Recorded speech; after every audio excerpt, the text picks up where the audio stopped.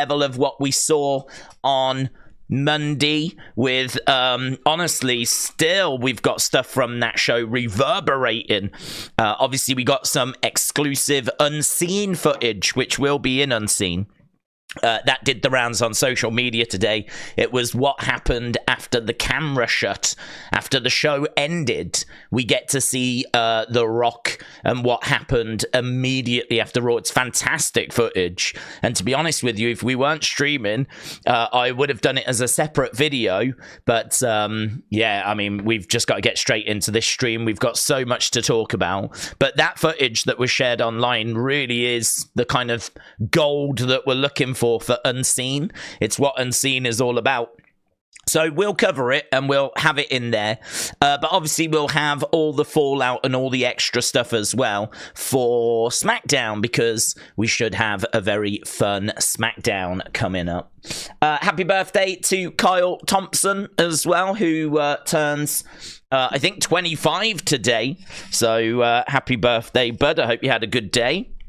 And I hope everyone had a good day, because it is getting closer. We are just over a week away. In fact, this time next week, we'll be sat here for SmackDown and we'll be sat here for the Hall of Fame. So should be a lot of fun.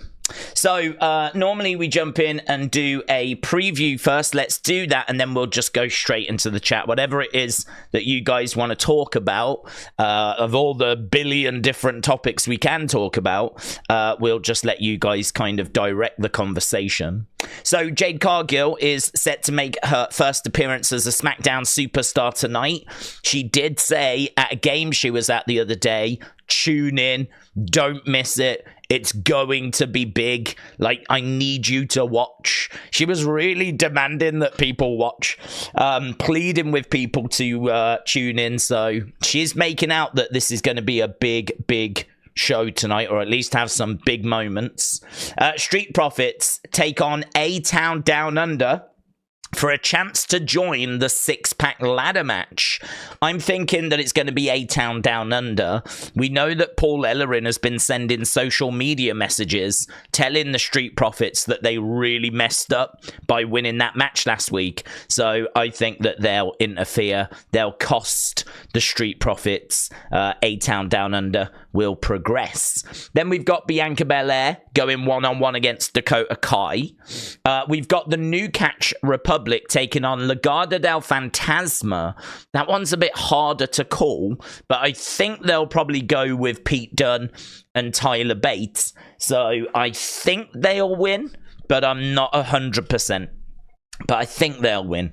And then we've got Kevin Owens and Randy Orton taking on Pretty Deadly.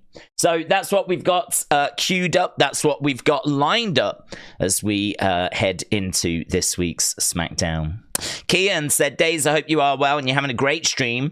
I really enjoy the Unseen videos. Thank you, my friends. Can't wait for Cody to get his revenge on The Rock. Can't wait for next weekend. Yeah, it's getting closer. I've already put up the WrestleMania streams, so that if you want to be super kind to the channel, and you can leave a like on those, because it really does help, makes a big difference. So we've got a whole week of them sitting there, but I've done it so that people can leave likes, because it really supports the channel. It will support those streams. And that's not the final thumbnails. I still need to work on the thumbnails for them, but at least they're up. The start times are sorted. I think the stand and deliver one is up as well, so you've got a bit of an idea as to what we're going to be doing next weekend, the times and all of that. So yeah, worked on that yesterday. Dark Knight said, Mitchell has notified me that Eric Bischoff reads super chats quicker than you do on his streams. I gave him a 30-second timeout for calling you a diva. I think that's fair. Brony said, I don't know if it's just me, but I have very little interest in the US title triple threat match. The douche has arrived. Yeah, James, shout out to you. I had a joke with James earlier because I knew that he'd be able to take it the right way.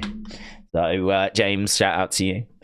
Yeah, I agree. I don't have much interest in that US triple threat. They're going to need to build it. to be honest. I think that Logan knocking out Randy was cool, and you know, I could understand us getting the match in that. We know that Logan's been feuding with Kevin, but the whole thing just feels so flat and secondary and I don't know, thrown together, dare I say.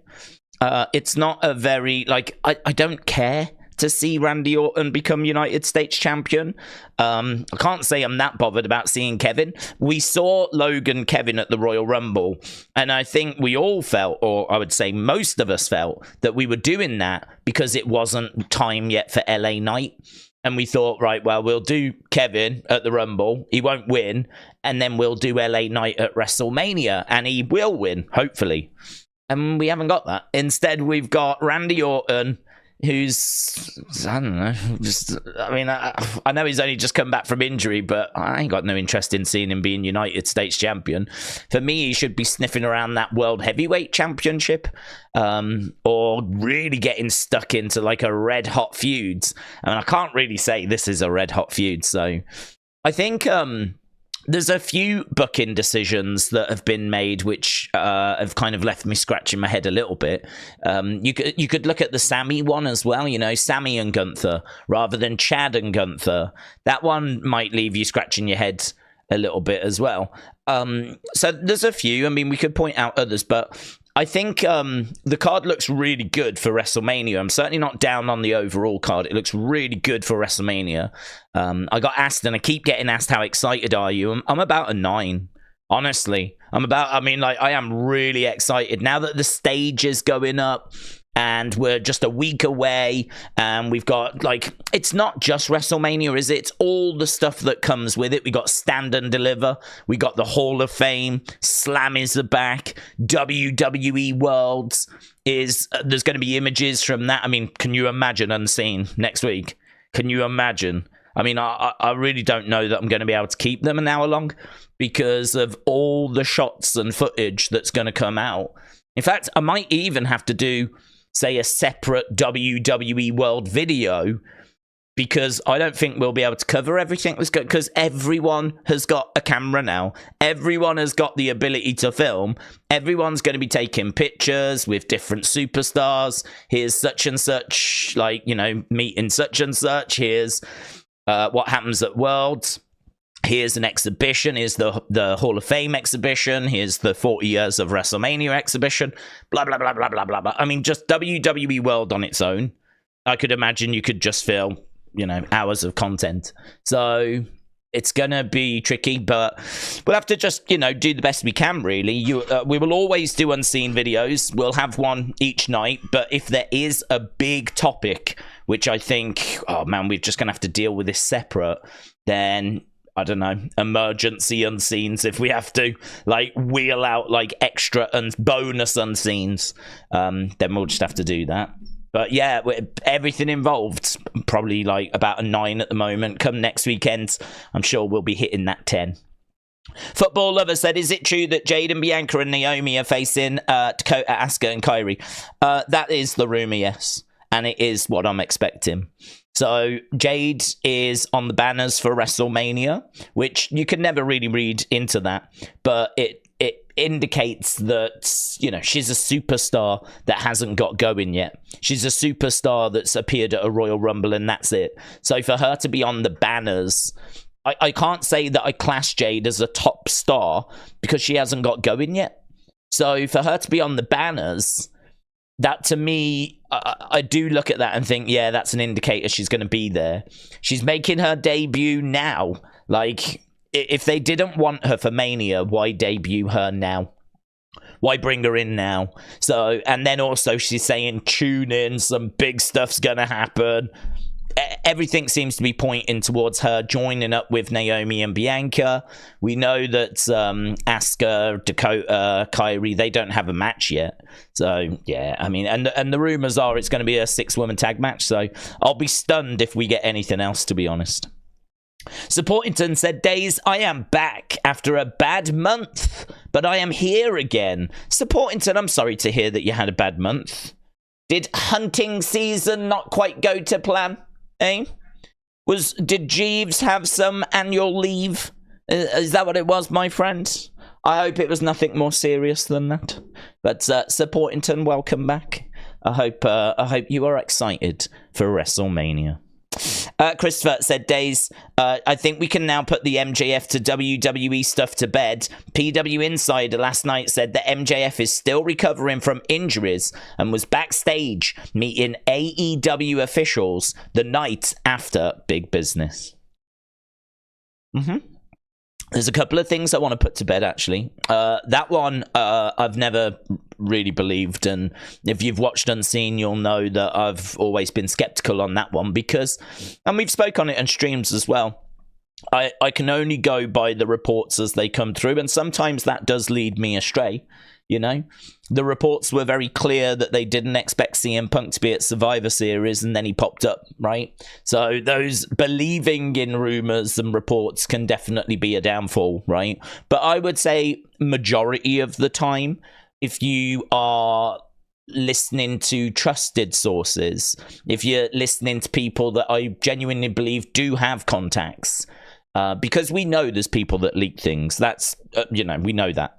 So I think if you, like your Sean Ross Sapps and whatever, I genuinely believe he knows. I mean, he said very clearly last year that Mercedes was going to AEW, and he got roasted on social media for that. You're only saying it because you want that to be true. You hate WWE, blah, blah, blah, blah. And look where she ended up. So I genuinely think there are people out there that do know stuff. I think there's people out there that don't and are fakers, right? And they just want to try and get engagement and whatever. You've got to be very careful, certainly at this time of the year, with the sources that you're trusting and the people that you're listening to. And we've, fell into pit holes in the past listening to people which I think have just turned out to be a load of rubbish. But yeah, when it comes to the MJF stuff, the reports were at the end of last year that he was believed to have re-signed with AEW. We leaned into that, and I leaned into that, and I was like, until I see something that tells me otherwise, I'm still going with those reports. And the longer this is going, the more it's looking like, yeah, it looks like he has. But we still don't know. I will put that out there. Just because he was backstage meeting officials, he might have been saying goodbye, but I don't think so. I think it was probably more talking about when he's going to return, how the injury's coming along, blah, blah, blah, blah. So, yeah, for me, I think that one, I don't know that I would put it to bed just yet, but I would definitely, it's going to take me a lot of convincing to convince me he's going to be at WrestleMania, right? The other one is this set design. I don't know if you've seen, but there's a company, I think they're called Coast to Coast. They've designed a set for WrestleMania 40. I'm seeing it everywhere, right? It is so good in the way that it's been filmed, the way that it's been produced. It's so good, so realistic looking. People are under the impression this is the actual set. And what I would say is that they've done this every year. You can go to their YouTube channel and you can look at what they created for last year, and it's absolutely nothing like the set that we got, right? They are not claiming that this is the set for this year. They're just claiming that this is the set that they would have done for this year, right? They're very good. No shade. They're very, very good. I'll show you the ones that I mean, because I think a lot of you will have seen them. And a lot of you will have seen like screenshots from them. I've got the unseen thing here, because it will be in unseen. This bit here, if I just press play and pause it. So if we scrub through this has been everywhere. Right, this is from Coast to Coast Designs. They said, another year, another fantastic time creating our annual WrestleMania stage concept. For this year's set, we were inspired by the match card graphics. Enjoy.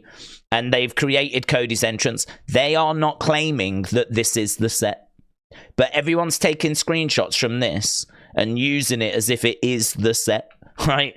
And they have just basically took from the graphics. That's where they've got their... that's why the colors are correct. It's probably why the font's correct as well, because it's going to be the same font that's used in the match card graphics.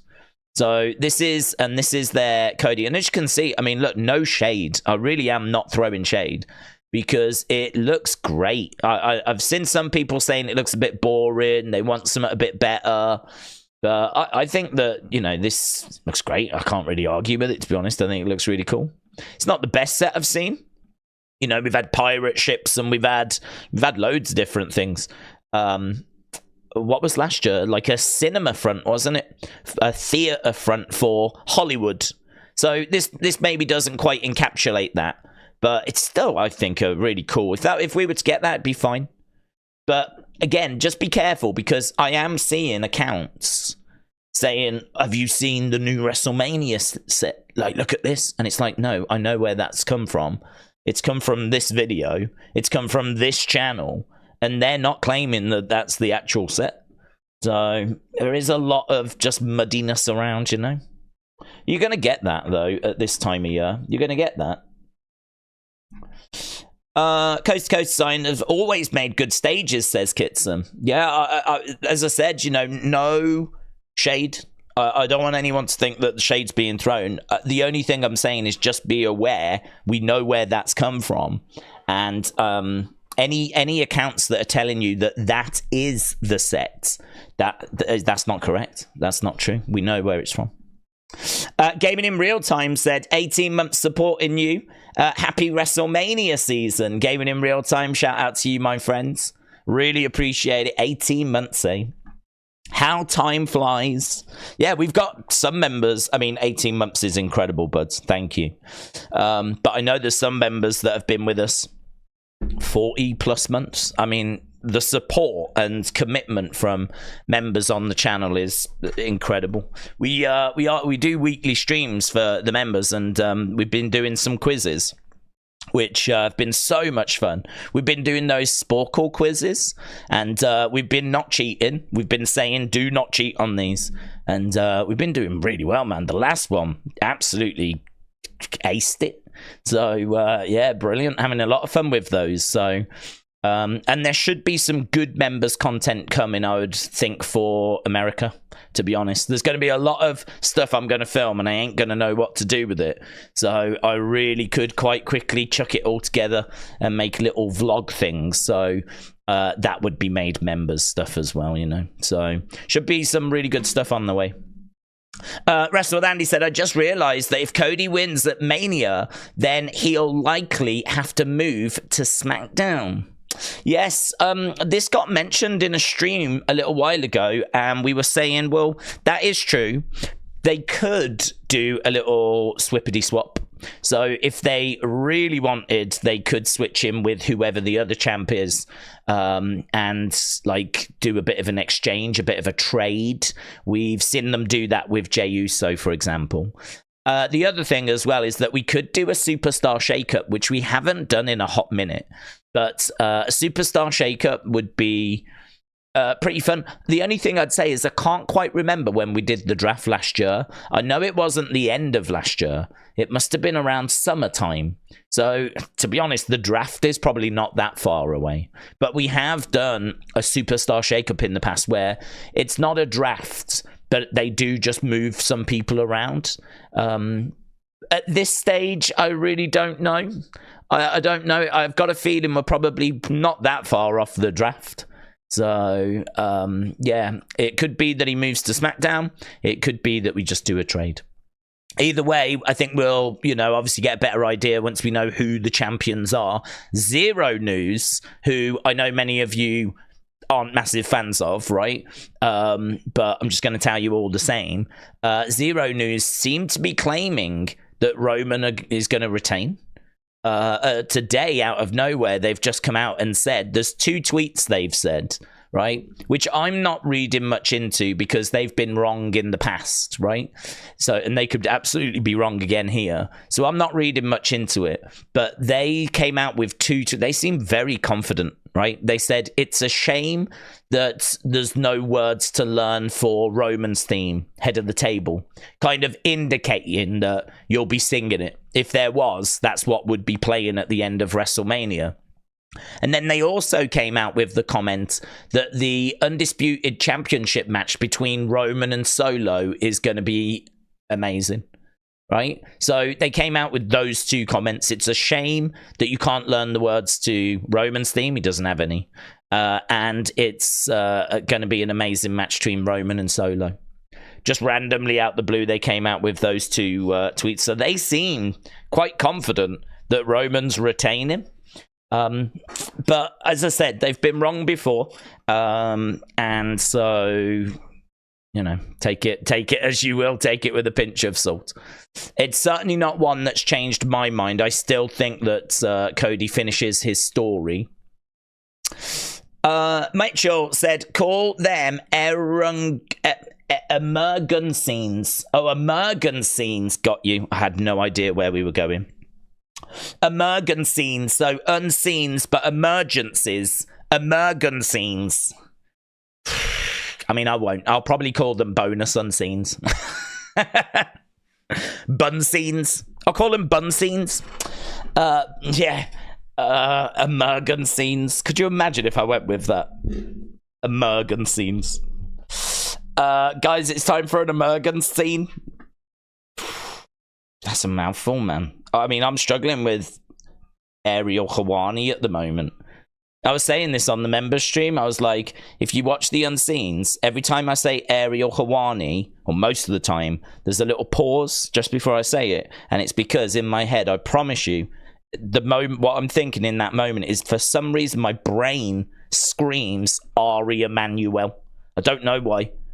I don't know if their names are so close that my brain is struggling to figure out which is the one I actually want.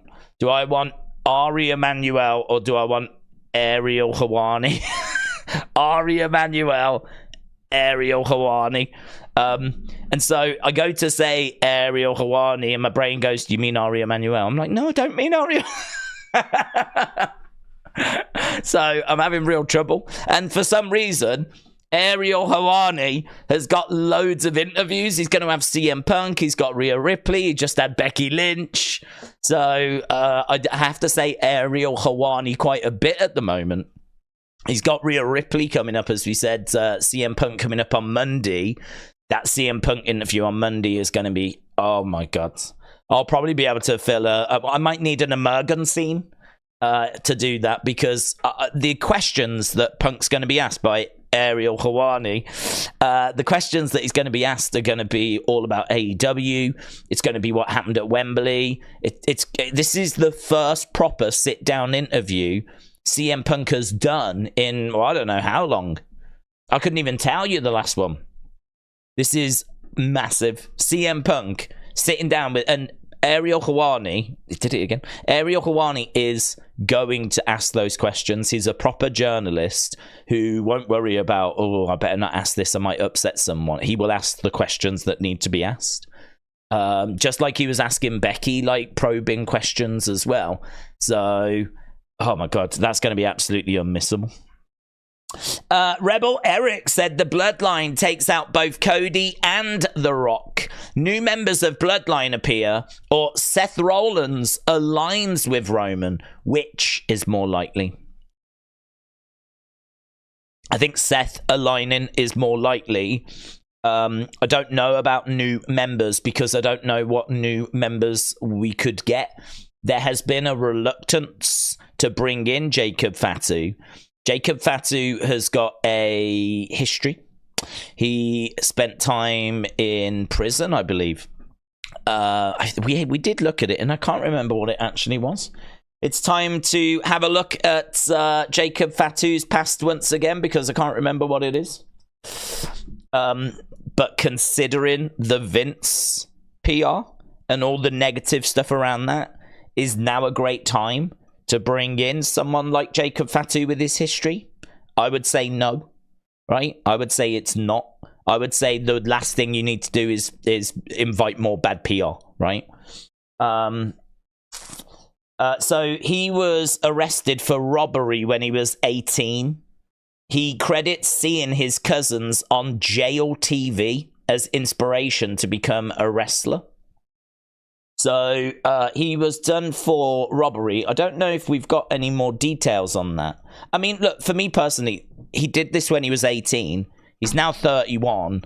He's a different person, I would imagine, right? He did the time for the crime. And so for me, I think I don't have a problem with him coming in, right?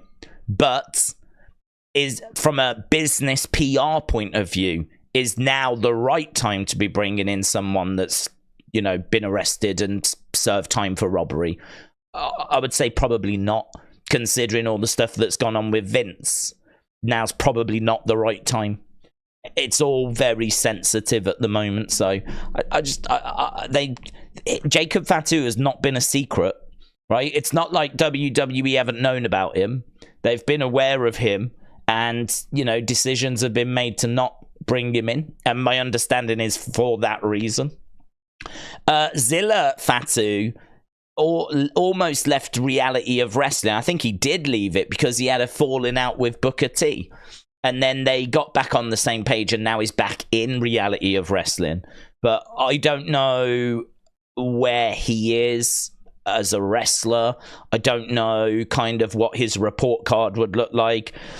I've heard nothing that he's signed with WWE, or even that they're interested, or even that he's available, or I have no idea on that front. So really, the only person that I'm looking at that could join the Bloodline would be Tama Tonga. Tama Tonga is not technically Bloodline, but he is regarded as family. He wouldn't be on that tree, right? But he is regarded as family. And the belief is that he's signed. We don't quite know where he's going to pop up. We don't quite know how he's going to fit in. I think because we don't know him, and WWE fans wouldn't know him, the majority, I can't see him just coming. I can't see him popping up and being a part of this main event. So I don't know. Tell me who are the people that are going to be the new members of the Bloodline? Where are we getting them from? I can't see it being Jacob Fatu. I don't know that Zilla Fatu is even available. Plus, people wouldn't know who he is. And I know people will say, well, people didn't know who Solo is. Not true. He'd been in NXT. He'd spent time in NXT. He'd been in NXT for quite a while. So there was people that knew who Solo was when he first arrived. But Zilla Fatu has not spent any time in NXT, and neither has Jacob. There would only be very, very small, tiny percentage of people that would know who they are. Tiny. The vast majority of wrestling fans are people that go to work and just watch the shows. Maybe they dig in a little bit to what's being said on social media, watch a few videos online, but it's something that they enjoy along with other shows and other interests. They ain't digging into Jacob Fatu, Zilla Fatu. They ain't going down that rabbit hole, right? So the vast majority of people, you ain't going to get a massive pop with Zilla Fatu comes walking out. So I don't know. Where are we getting these extra oozes from? So for me, what would be the more likely? I think the more likely would be that Seth will turn, because he's given a few looks already. We know he doesn't like Cody. If he loses his championship against Drew earlier in the night, you know, he might not be in a great headspace. We know that he doesn't have love for Cody, but he probably has less love for Roman. But I don't know, if you can't beat them, maybe the old adage is that you join them. So if you put the two options on the table, I'd go with Seth turning as being the more likely, because I don't know where we get the extra oozes from. It is a big family. There are people that you can bring in, and you could always just go, we'll bring people in and then worry about introducing them after. You could do that, right? But again, I don't know that they'll want to bring in Jacob Fatu. I don't know where we are with Zilla Fatu. There's no rumors, there's no reports, nothing along those lines. The only thing I would say is Tama Tonga. That would be the only thing I could think of. So if Tama Tonga was to get involved and help Roman, that could be interesting. Everything feels like it's Cody finishing his story, though, doesn't it? I think a lot of people would agree that it feels like Cody is going to finish the story because the beatdown was so horrific. There's going to be repercussions for that. It's so personal, Mama Rhodes and all of this. Like, it's hard to imagine now Cody not finishing the story. It's all been so personal. It's all been so humiliating. It's been such a savage beatdown. They've really been pumping up. I mean, do you think it's a coincidence that Cody, I know he's been good with the fans, but what's he done recently? Promised to go to someone's birthday party, promised to be someone's best man, giving out his shoes. I mean, all these things, kids in the entranceway. I know that he's been good with fans, but that super duper babyface dial has been turned up recently. I feel like we've seen a lot more out of Cody in the build to this WrestleMania when it comes to being a super duper guy than we have previous. Even though I'm sure he is a super duper guy, he weren't promising to be people's best mans and, going to birthday parties. And make no mistake about it, that's not only because he's getting asked now. Right? It's not just, that's a coincidence, isn't it? It's a coincidence that these people have asked him these things in the build to WrestleMania. It's probably more likely that he gets asked this on a regular basis. Well, you come to a birthday party, blah, blah, blah. But he just, says, look, I can't because I'm busy, but, and we don't see footage of that. But in the build to this WrestleMania, he's agreed to do a couple of things, makes him look like, good old babyface. Turns that dial up a little bit more, and I don't think that's a coincidence in the slightest. I think that is done by design to really get him over as a super red hot babyface, a man of the people. The beatdown was so brutal, went further than anything we've seen previous, to the point where people are now convinced the Attitude Era's back, right? Swearing and blood and all this kind of stuff. I mean, that's it, the Attitude Era's back. So for me, the good stuff has been turned up, the bad stuff has been turned up. Everything is pointing towards the story being finished at WrestleMania. So I don't know that we'll get extra members or Seth turning, or I don't know that we'll get any of it, because I think the truth is that we'll get Cody finishing his story, and I think that's the option that I feel most comfortable with. Gaming in real time, appreciate the support. Shaquem said, days, I show off. Yeah, there he is. 44 months. Shaquem showing off. It's true. Yeah, the support is incredible. It's great as well. I mean, I think what's so encouraging is that we've got a great community, and that's why I love doing the opinion videos, because I love you guys having that opportunity to get your thoughts across. And I know that we don't get to everyone's thoughts, far from it, in the live streams, because we get stuck into topics, but I think that makes for a better listening experience. I could be wrong, but I like it when I'm watching videos and some people go on deep dives, and like they really do explore topics rather than just here's a surface answer on to the next question. So I always think that it makes for a better stream. It might be a bit frustrating that we don't get to your question, your comments, but that is what the opinion videos hopefully mops up. That is where we can mop things up with the opinion videos. We do it after Raw, we do it after SmackDown, we'll do it after WrestleMania. I think we'll do it after both nights, actually. I was trying to think like, will we get time to do it after WrestleMania night one? But I think we will, because there's not anything on in the day for day two.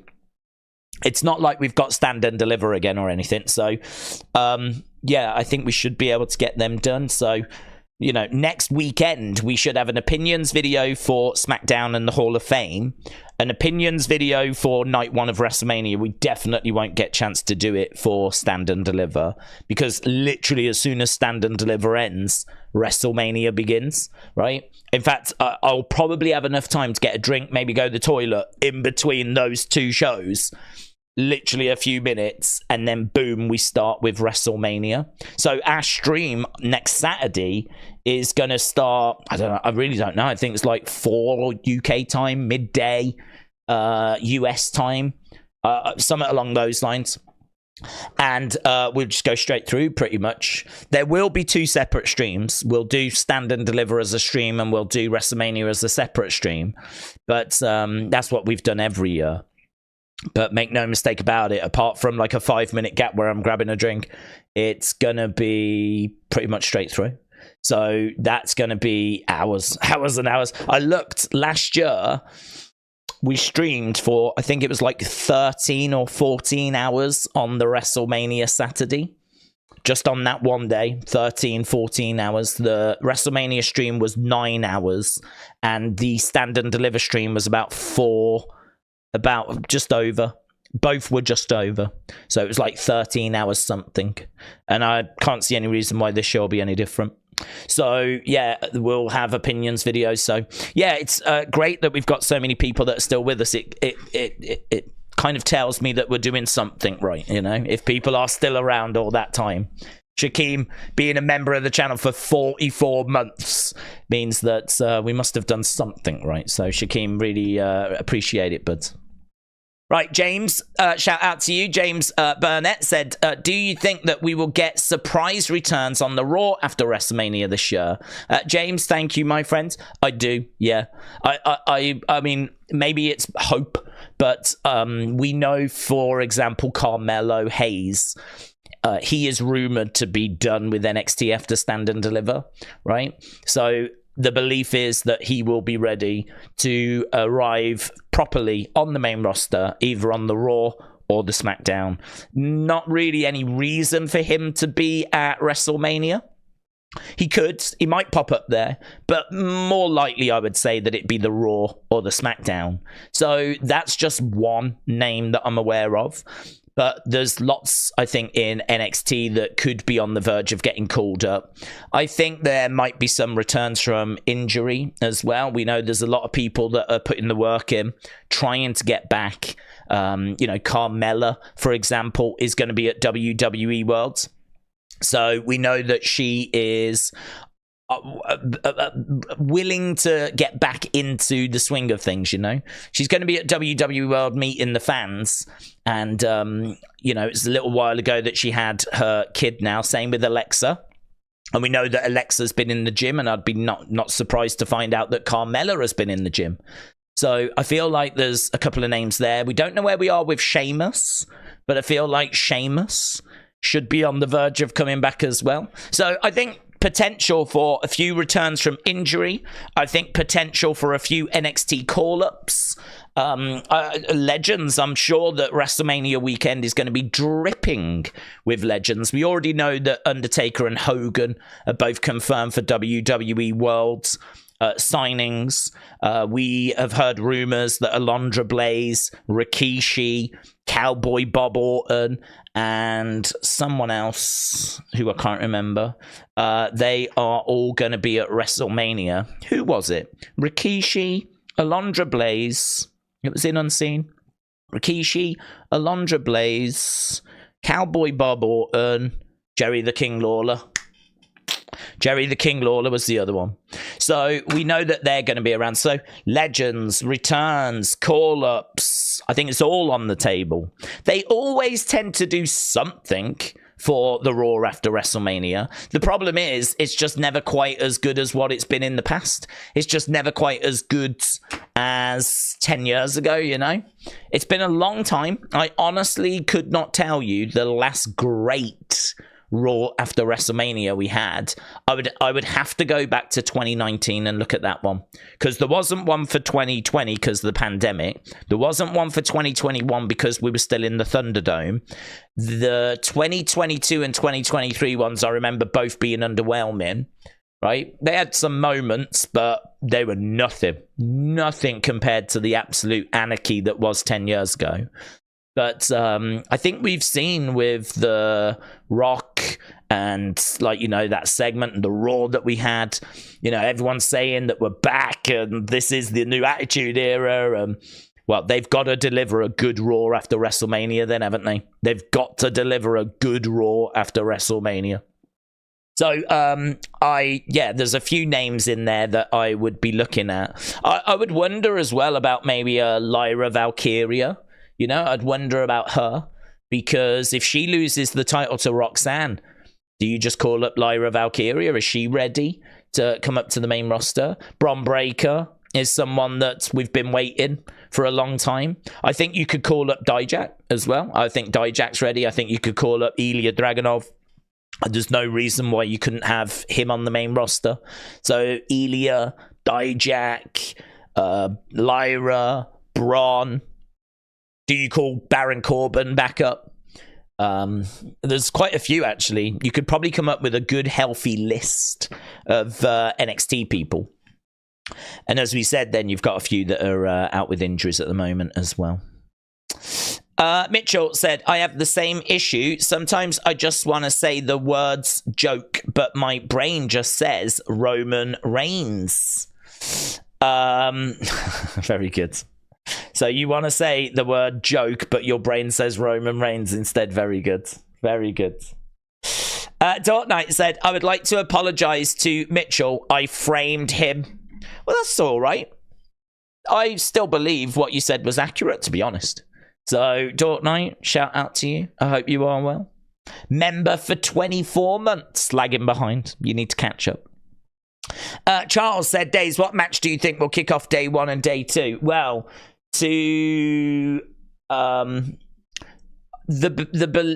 read that Becky wants to do it, right? Now, if she wants to do it, I think it's hard to see in it why you don't. I think if you can't main event and close it, the next best is to open it, right? Show opener has now become a thing. And to be honest, do you know why it's become a thing? It's become a thing because they need to keep the wrestlers happy, right? So I agree that starting the night off on the right foot is important, but that doesn't necessarily mean that you put out your biggest stars, right? It just means that you need to have a good banging opening match that's going to get the crowd going.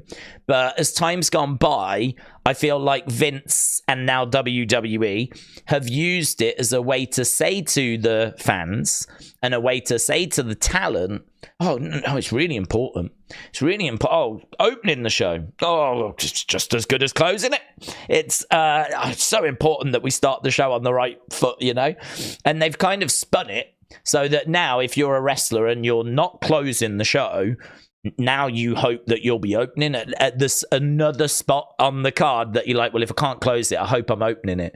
And all of a sudden it's become an attractive place to be on the card.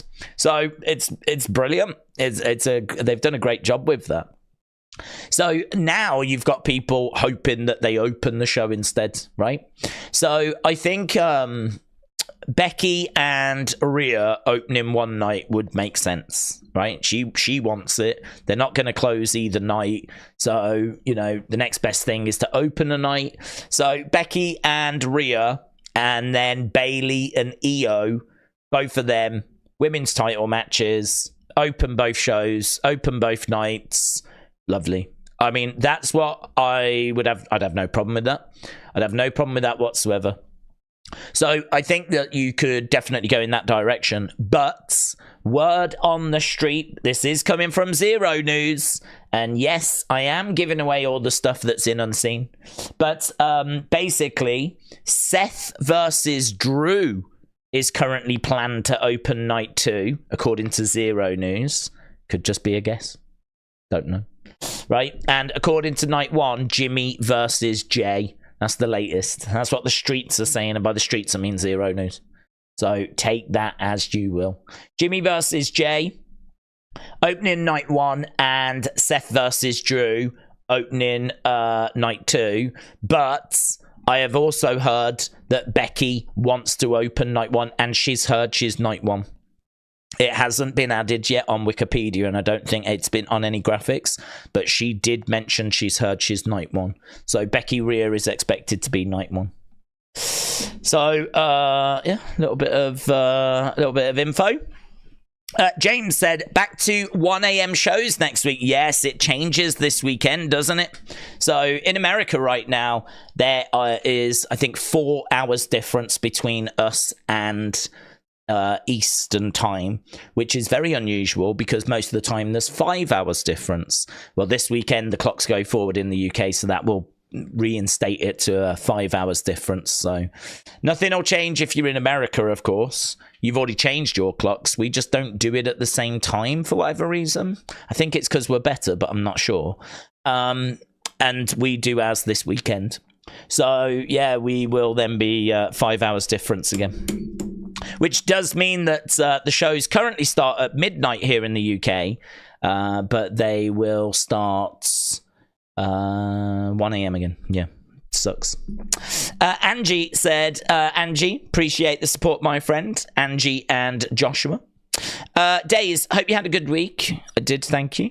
I wish that Eddie Fatu Umaga and Matt Anoa'i Rosie were still alive. They would be perfect for this. I got to meet Eddie and he was freaking awesome. That's really cool. I completely agree. Could you imagine the stories we could have told if Rosie was still with us? Rosie, of course, being Roman Reigns' brother. So that, just imagine. And of course, Umaga. I mean, what a talent, and, you know, a big star, and someone that, again, would have been, you know, imagine if we still had Yokozuna as well. Imagine if Yokozuna was still with us. Imagine if, like, Umaga was still with us, Rosie was still with us. There, you know, I don't know that it's related. I actually don't know how, like, all of these stars passed. I know that Yokozuna's, you know, his size was clearly an issue, but I think that the size is an issue.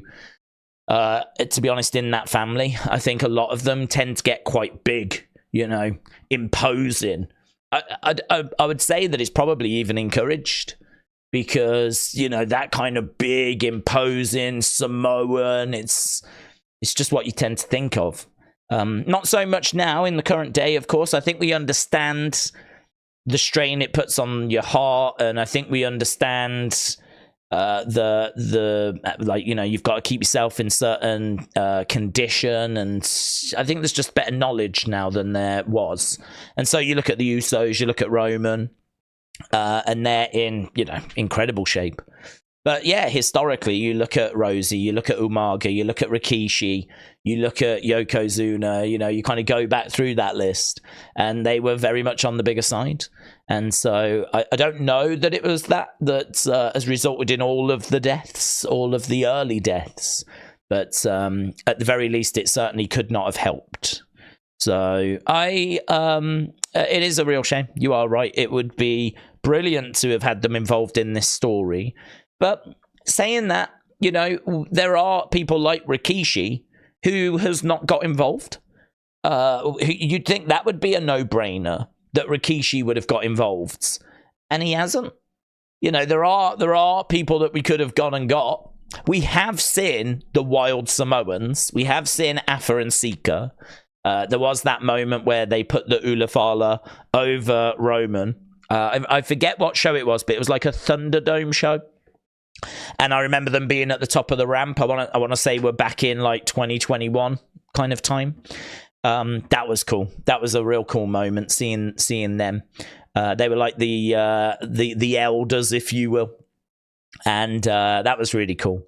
But yeah, there's others which it would have been brilliant to have seen them around. So I completely agree, buds. I completely agree. So Angie and Joshua, appreciate the comment, appreciate the supports. Hope you enjoy whatever it is that SmackDown is going to serve up for us tonight. Nico said, Days, love the content. Thank you, my friend. If you had to make a early prediction for Mania 41, what are you thinking? I know it's too early. Well, Roman would come to mind, of course. In regards to the rest of the cards, yeah, who knows? I mean, there's so many directions that we can go. I feel like Rhea's going to be in a big position, of course. You know, I feel like Bianca will be in a big position. I'm sure we'll find somewhere on the card for Becky. I'm sure Charlotte will be back and she'll want to be in the mix. Bayley's got a bit of a history of just missing out, man. And I don't know. I don't know if she just misses out again. But she's got a bit of a history of just missing out at WrestleManias. But I think this might even be... Is this her first singles WrestleMania match? This might be her first singles WrestleMania match. Which, if you think about that, that's mental. Right? That is mental. If you think that Bianca headlined WrestleMania 3 years ago in a singles match against Sasha, and this might be... I have to say might be, because I in my head it's telling me it is, but I'm still a bit... uncertain, but I'm fairly confident. But anyway, yeah, it's crazy that her WrestleMania record isn't stronger. So, CM Punk's going to be... I would imagine CM Punk will main event night 1 next year, if not night 2. In fact, probably night 1, because if we're doing Rock Roman, that's night 2's main event done, innit? So, CM Punk versus someone. Main event's night 1. We'll end up having that debate again. Is it right? Should it be the women? Blah blah blah blah. And it's a fair comment, but CM Punk main event in a WrestleMania, I've got to think that is a motivator for him coming back. I've got to think that is something that they wanted to do. And actually, in retrospect now, CM Punk versus Seth makes a lot of sense, because neither had gone into a WrestleMania in that main event spot. I don't believe, if my memory serves me correctly, that CM Punk has main evented a WrestleMania. So that's killing two birds with one stone. I think that he always wanted to be the man. He always wanted to be like the face, if you will, of the company. It's going to be hard for him to do with Rock around again, right? It seems like once again the Rock is back around, but that's a comment that CM Punk has already made, hasn't he? He's already made that comment about the one person that's not spoke to me yet is the Rock, kind of indicating that it's going to happen. We're going to have a conversation, and I am very much looking forward to it. Hey, do you know what? I think that Cody is a bit tame on his promos. I know that Cody gets a lot of praise for his promos. I think he's a nice guy, right?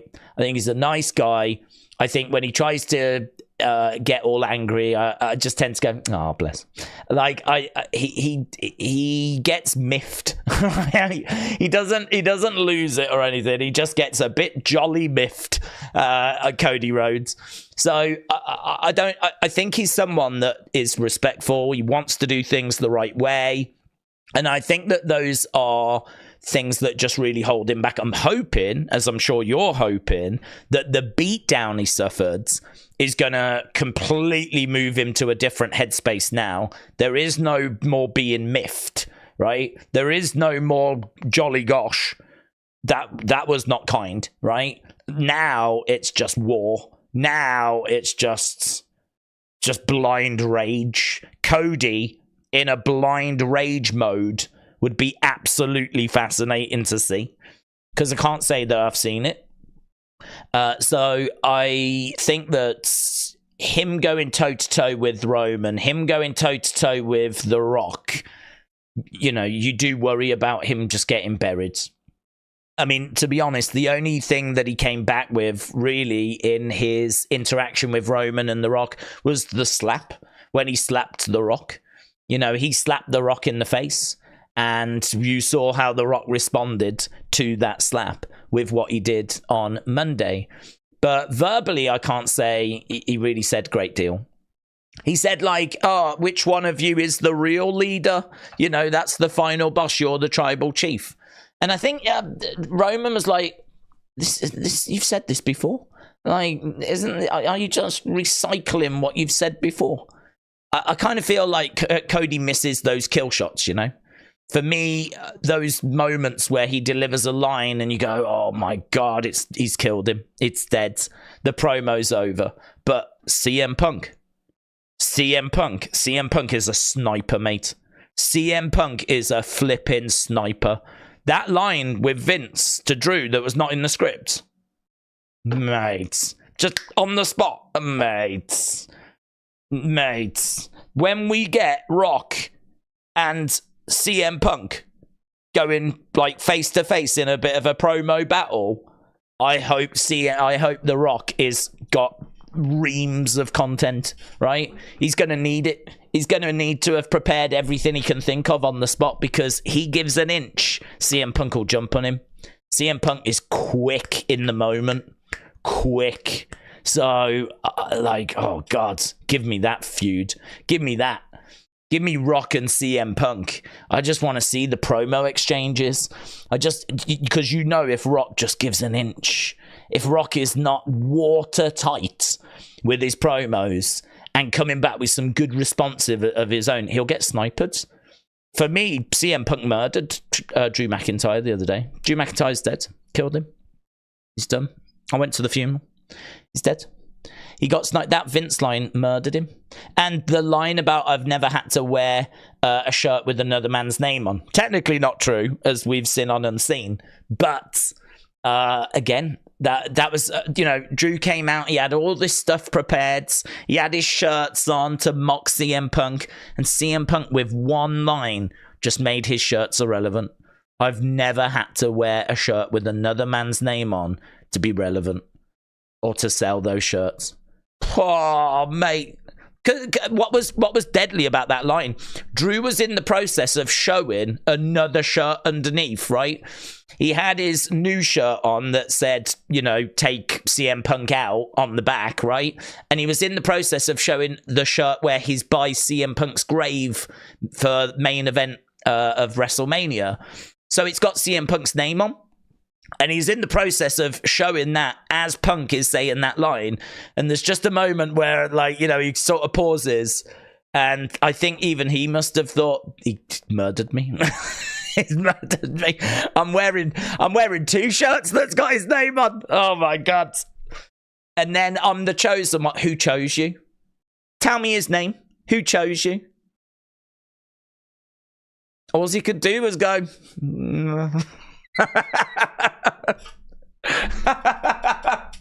He murdered him. It was a massacre. It was horrific. I sent flowers. But give me that, him and the... Oh my God, give me that. I need to see it. So saying what we're going to get next year is going to be close to impossible in it. The only thing you can do is go, who's going to be the big players? I don't see any seismic shifts, to be honest, because I think if you're doing Rock Roman, it main events. And CM Punk, I'm sure, is going to want to get into that main event spot. It's just who's going to be his dancing partner next year. By the time we get to next year, we might have done the Seth feud. We might have done the Drew feud. By the time we get to next year, it might be CM Punk against Gunther. We might have moved on to something else. Or it could be Punk Drew. Or it could be Punk Seth. Or it might be Punk against Cody. Who knows? Perhaps we end up turning Punk and Punk goes heel. Full-blown heel, doesn't care about the fans. Starts beating down on Cody. And then we do, Cody against heel CM Punk as the main event of night 1, and then we do Rock versus Roman as the main event of night 2. We could absolutely do that. I wouldn't be eager to do that, though, because I think the fans love CM Punk so much. We've been so desperate to see him back, but 12 months is a long time, of course. You could easily do the rest of this year with Punk being face, and then at the start of next year, turn him heel, say that he's tired for being overlooked. He didn't just come to... take part. I think the problem is if you do face Punk against face Cody right now, I honestly don't know who the crowd get behind more. I would worry that it would be CM Punk, but every time that we see merch sales, Cody's got good merch sales. Finishing the story has really caught people's attention, but in 12 months' time, story's probably already finished. Is Cody going to be as hot as he is now? That is going to be a big challenge. But I do not agree. I have seen lots of people saying Cody shouldn't finish his story because once he does, have you thought about what happens next? His story's done. That's the only thing he's got going for him. Once the story's done, Cody's irrelevant. I completely disagree. I mean, that's a very short-sighted, narrow way to look at this. I think that the job of creative is to come up with a story that is going to then be as compelling as that what this finish the story has been. And as I've said, you know, I think that a Cody that doesn't have the burden of trying to finish the story, a Cody that doesn't have that pressure of trying to achieve a life's goal anymore because it's now been achieved. I'm very interested to see what that looks like. So for me, I do understand the concern. But I think it's a bit short-sighted and it's a little narrow-minded to think that the only thing that Cody can do is finish his story. There are other stories that we can tell.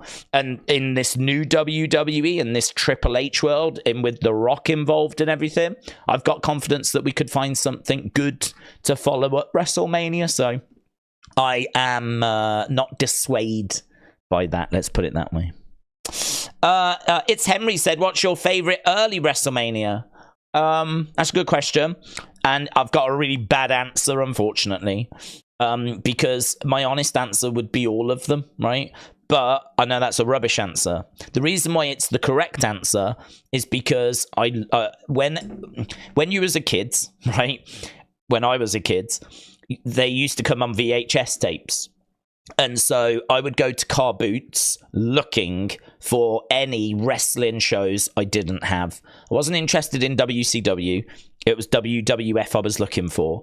If I found a SummerSlam, a Survivor Series, a Royal Rumble, a WrestleMania, I was giddy, right? If I didn't have it, I was giddy because I knew the second I got home, I was watching it, I was rewatching it, I was hammering that tape. My day was done.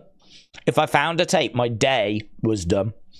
So when you're a kid and you don't have access to the network and they're not just all there, you have to work a bit harder to watch a WrestleMania. When you get to see one and it makes your day genuinely, if not your week, if not your month, right? Because I wasn't finding them all the time.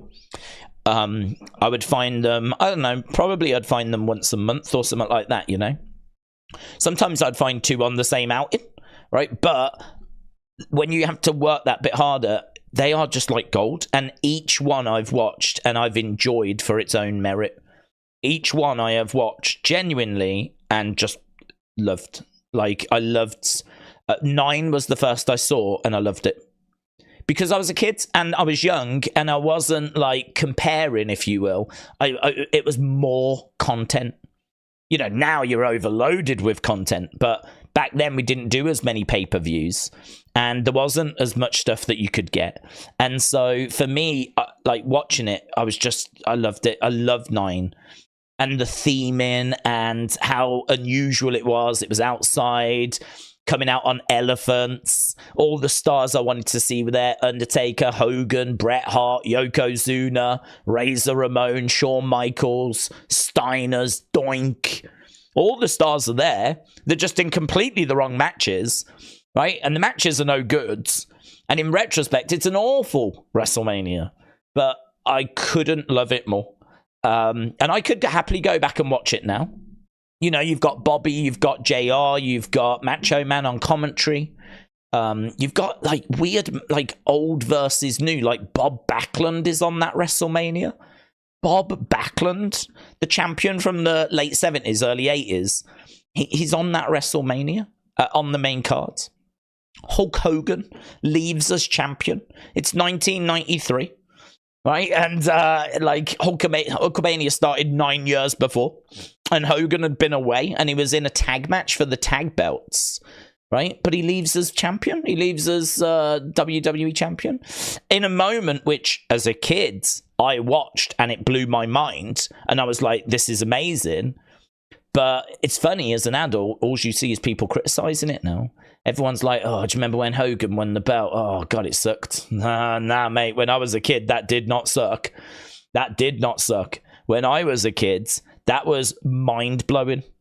When I was a kid, I'd seen all the build for WrestleMania 9, and it was all like, who's going to leave as champion? Is it going to be Brett or is it going to be Yoko, right? Who's going to leave as champion? And then you watch WrestleMania, and the final answer turns out to be Hulk Hogan. Imagine that. Imagine we're all talking about who's going to leave, Roman or Cody. Imagine if it's CM Punk that leaves as champion. Imagine that. Imagine how mental that would be. CM Punk's the new champion. Imagine Cody falls short, doesn't finish his story, and CM Punk comes down and ends up getting a match and actually takes the brace off, and it turns out his arm is recovered or whatever, right? And Roman laughs at him because he thinks his arm's damaged, and he laughs at CM Punk, and he's like, you really want to face me with one arm? Yeah, look, I've just beat this fool. I'll beat you as well. Bell rings. Punk takes the brace off. Turns out he's not injured. Ends up beating Roman Reigns. People would have very split opinion on that, right? But that, to me, is what happened at WrestleMania 9. To me, Hogan winning was so out of nowhere. It was so out of left field. Back then, I wasn't aware of the kind of anti-Hogan movement, if you will. Everyone in the crowd seemed to love it. Everyone in the crowd seemed to be shocked and seemed to be celebrating. As a kid, you don't know all the politics and everything. I mean, you learn that after. You know, people look at it now down on it because they know that Hogan sort of forced his way into that position. But as a kid, you don't know this as a kid. I didn't know this in 1993, did I? I didn't know all that. I was just a kid. So for me, this is... I love 9. And even the bad stuff was not really bad stuff at the time, which is why it's very hard, or I can't say hard, it's different to look at stuff in retrospect. If you go back and look at stuff retrospectively, you're not getting the same experience as someone that watched it live, you know? You could go back and watch a show like WrestleMania 1, and to a lot of kids now, they'll be bored. They'll watch that show and they'll be like, it's all right. It's nowhere near as good now. There was no entrance music, or very little. There was no pyro. There's no entrance screens. It was all right. I didn't know who most of the people were. It was nothing compared to today, but compared, that's because you're watching it retrospectively. If you was there and you knew who the people were, and at that point there wasn't loads of music and there weren't big entrances, so you weren't missing it because it just wasn't a thing. You just couldn't believe what you was watching, like Muhammad Ali and all these celebrities being involved, and Madison Square Garden and Hogan and the big build to that main event, and Andre the Giant against Big John Studs, and all of this stuff. Wendy Richter trying to get the championship back, taking on I think it was Lalani Kai, wasn't it, with Fabulous Moolah in her corner. So there was so much star power, and people were so excited for it. That's why retrospectively it's very hard to go back. So honestly, my honest answer is I loved them all. I really did, and ranking them is very difficult. As an adult, I can do it now. As an adult, I can tell you which ones I lean to more than the others. And my answer would be that I really enjoy WrestleMania 5 and 6. Because, the main event of Hogan Warrior is amazing. But I just think the Canada was great as well. I think the crowd were red hot. It was a massive space. If you think that 4 and 5 had been in a pretty small building, and then 6 is in this stadium, it feels like a WrestleMania that we hadn't seen since WrestleMania 3. WrestleMania 3 is great. The match quality of Hogan Andre is not there, but the moment is probably the biggest moment in wrestling, in my opinion. I love 1. I have no problems with 1. 2 is a bit bloated. 4 might be the worst, actually, of the early WrestleManias. 4 might be the worst. Some people would say 2. 2 and 4 are probably the worst early ones. 1 is special because it's the first. 3 is special because of the stare down between Hogan and Andre. 4 is the tournament, which is too bloated. 5 I love. I just had such a good time with 5. I think it's just a really solid show, actually. So it's got like Ravishing Rick Rude, Ultimate Warrior. Obviously, the main event is Macho Man Hogan. But there's lots of good stars on that. And there's a Piper's Pit, which I thought was entertaining. I look back on it now and I don't like it now. But I think it might have even been a Brother Love show, actually, rather than a Piper's Pit. But either way, I enjoyed it at the time. But yeah, I loved 5 as a kid. 6 is special. 7 is weird because it's all very USA, and that's fine. But when you're in the UK, it doesn't hit the same. So yeah, that's 7's all right. 8, I really enjoyed 8, actually. Big stadium, Ric Flair, Macho Man. Didn't like Hogan Sid. But Bret Hart against Rowdy Roddy Piper, amazing. Undertaker in action as well, I think, against Jake the Snake, which was good story. There was a lot of good stuff on that card, actually, with probably Macho Ric Flair being the most notable. And then, of course, 9 with the Big Toga Party. And 10's awesome as well. I don't know where you draw the line with, like, early WrestleManias, though. But, yeah, I feel like that's a conversation we could have for a long time. Certainly if we go into 11 and 12 and keep going, you know. We'll leave it there, though. Elizabeth said, I would love to see Cody opening entrance, have a video of Cody in a scene where he's in a vignette in a movie. Well, we think we know what Becky's doing. That was in Unseen. Apparently she's getting a book entrance, and I don't know what that means. But obviously her book's out. I don't know if she's going to have that as her entrance. I'm not sure. But she said she's going to have a book-inspired entrance. Wrestle Andy, shout out to you, said first there was the Horseman, then Flair formed Evolution, then Randy formed Legacy. Now Cody needs to lead his own faction and continue the tradition. Maybe MJF, Brandi, and the Texas Outlaws. Texas Outlaws are very new, aren't they? I don't know. I don't think they've been wrestling very long. It would be great, though, to see them come into WWE eventually. Do we really want Brandi back? Is anyone really asking for Brandi back? I mean, I don't mind seeing her for a one-off to finish the story, but I don't know. I mean, outside of its open mic night, I don't know really what her contributions have been. She's a very good ring announcer, though. I'll give her that.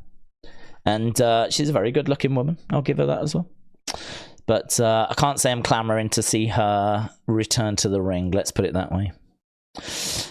Big Time, shout out to you, said, could you imagine how detrimental and scarring it would be if Vince had a tape recorder of him saying racial slurs? The trafficking is already abhorrent, but no way could anything top racism. Well, I don't know that he's got that. I mean, obviously there's clips of him saying the N-word on the show. He did it in like... He did it in a, not an offensive way, shall we say, although it's hard to not say that word in an offensive way if you are a white person. But he didn't mean, how do you word it, any harm with it, you know? He was trying to be a bit like a hip-hop kind of a thing, wasn't he? It's a famous clip that does the rounds. Which people, like, you know, have shown off and gone, oh my God, have you seen this? Because obviously it's aged horrifically. But yeah, to my knowledge, nothing like the Hogan thing. But who knows, man? I feel like Vince stuff it's not going to go away. I mean, apparently, Janelle Grant's lawyer has been inundated with stuff regarding Vince, and we have not seen that stuff, right? That has not come out. The kind of bits that we've been hearing have been about Janelle, a little bit about Ashley. We know about other things, but we've not had the copy, we've not had the paperwork kind of detailing anything. We know at certain allegations, but we've not had, you know, the detailed breakdown. Nothing like the Janelle Grant stuff, right? And I've just got a feeling, and I'm sure you do as well, that's probably on the way. It's probably on the way at some point. And I've got to be honest, that's not something I'm looking forward to. It really isn't. Because Right now, I'm just waiting to see how all this plays out. I've said from the start, for me, innocent until guilty. I think that she definitely needs to be supported. She needs space. She needs support. She needs to be given all of that. And I believe she has, right? I believe she has. But equally, on the flip side of it, I still am a believer in, you know, that we've got laws and we've got courts and we've got trials and we have not gone through that process. So for me, I'm sitting on the sidelines as I have from the start. And I'm just watching how this unfolds. We actually don't know the next moves. But what I will say is that Vince has been selling an awful lot of stock. And I don't know what he's using that for. But I wouldn't be too surprised if it wasn't legal bills, right? I mean, I really think that $3 million that he was paying Janelle Grant, that is going to look like absolute chump change. It's gonna look like the couple of cents that you find down the back of the sofa. It's going to look like that compared to what this is going to cost now, right? And I've got no sympathy for him. If he's guilty, of course, I have no sympathy for him. No sympathy at all. But I will never understand why that $3 million was not paid. I will never understand. I will never understand how all of this could have been kept out of the public for just $3 million. Which, just so you know, Vince has sold shares which are believed to be worth around 1.2 billion, right? 1.2 billion. So just to put into perspective what 3 million would be to him is nothing. It's nothing. You're talking a whole different I mean, to us it means everything, but to him it's nothing. So and he never paid that money. I will never understand it. It really is something that I would love an answer on one day. Why was that 5 million not paid? Or that 3 million not paid? Why was it not paid? I'll never understand it. He can pay it straight away. Why installments? Why, like, here's 500,000, here's another, here's 3 million. Enjoy your life. I will never understand why he's got the money to do that. People buy houses that are worth more than that. So it's not like it can't be done. Right? It's not like the biggest transaction we've ever seen. It's a fairly normal transaction for people that have got that kind of money. You know, there's cars and houses and jewelry and God knows what gets bought for 3 million. So yeah, that'll always be something that I'll never understand. Right. Mania 25 and 26 are goated. Manias, says A. Jobson. Where are we? End of an era, said Wham. Do you think Drew could come out to Broken Dreams? No. Why would he do that? Because the fans want it. Why does he want to please the fans? He's a heel. He's a heel who thinks he's a face. But if you look at his actions, they are the actions of a heel. So to me, you know, I mean, he drove past the fans in a social media clip, called them all marks. You know, he's done caring what the fans want.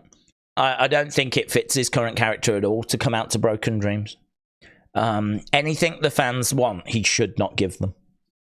So, no, I don't. I think if he's a face, like he was at Clash at the Castle, that's when they gave you a little bit of Broken Dreams. And people want it. I mean, even in that clip where he called the fans marks, you could hear someone in that clip going, bring back Broken Dreams! Bring back Broken Dreams! They were calling for it even in that clip. So, you know, people really want it. So for that reason, I would definitely make sure they don't get it. Elizabeth said, it sounds like Brandi has a problem connecting and getting over with people.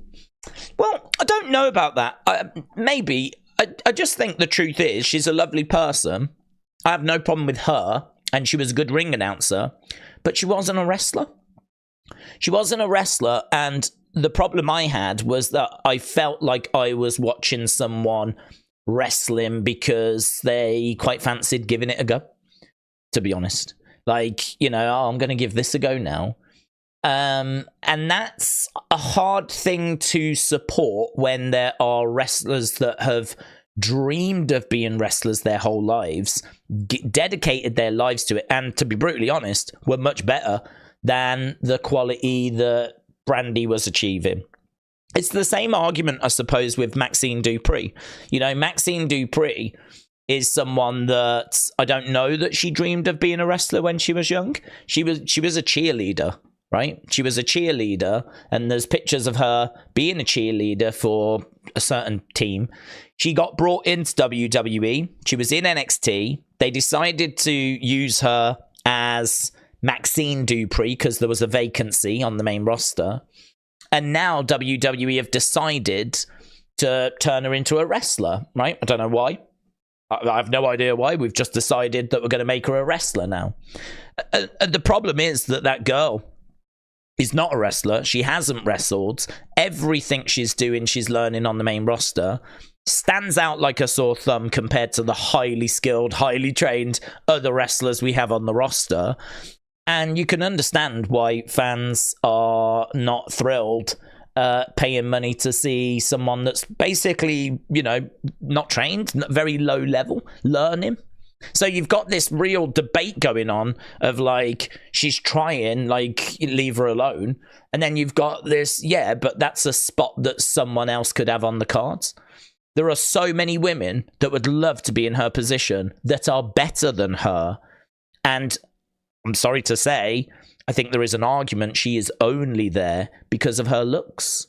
Her looks have opened that door for her. She got that Maxine Dupree position because of her looks.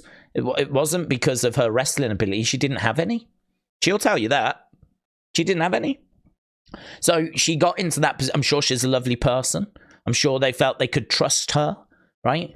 But it was clearly her looks that have open doors for her.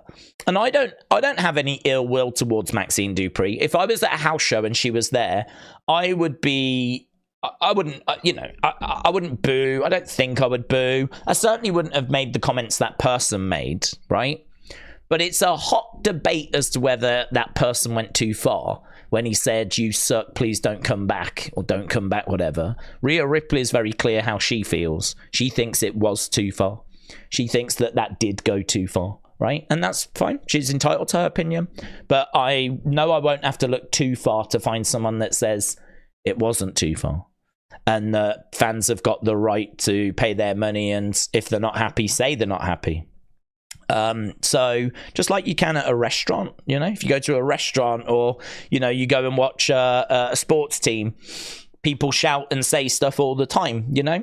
So there's a hot debate on that, shall we say, as to was the fan right, was the fan wrong, should she be on the main roster, should she be in NXT, should fans give her more leeway, should fans be more understanding. It's a hot topic, it's a hot debate, right? And everyone falls somewhere on that scale, right? And I would say in regards to Brandi, I think it's quite a similar situation. For me, she is a nice person, just as Maxine's a nice person. But she is also someone that was not wrestling trained. She's someone that's decided to give wrestling a go. And I'm sure she was giving her all. But you are so far behind the curve. There are so many other people that can do it better and probably should be in your spot as a result that, you know, I just personally find it hard to kind of get behind them when you're seeing all this talent that can't even get signed to like an AEW, can't even get to a WWE. There's no spots for them. You know, there's a lot of women on the indie scenes that are killing it, that are doing great work. And they can't even get to WWE. They can't even get to NXT. They can't even get to AEW. So someone just giving it a go. I'll do this now. You know, that for me was the issue. I think there are better women that are out there that I would rather be watching. That's all it came down to for me. So, you know, it's is it a tricky one? I don't know that I would say it's a tricky one. I would say that it's one that definitely divides opinion. I would say that, right? And everyone's going to have their own opinion on it. And I don't know that any opinion is right or wrong, really. I suppose a lot of these things come down to just different approaches, you know? A lot of these things, you can get to the same destination, really, but you just can take different routes. And that's kind of true of a lot of things in life. It's why it's just not worth really getting into big arguments. I mean, you can have friendly disagreements. You can have friendly debates. You can throw counterpoints. All of that I encourage. I have no problem with that here. But it should never cross that line where, you know, it's getting like full-scale wars and whatever. It's not worth it. A lot of the stuff that I see people arguing about online is stuff that probably ain't going to happen anyway, you know? Or they've got no control over it. People arguing as to who should win. Should it be Cody or should it be Roman? Well, they ain't got any control over that, have they? So, like, for me, it's there's a lot of wasted energy, let's put it that way, with a lot of these big debates and a lot of these big arguments.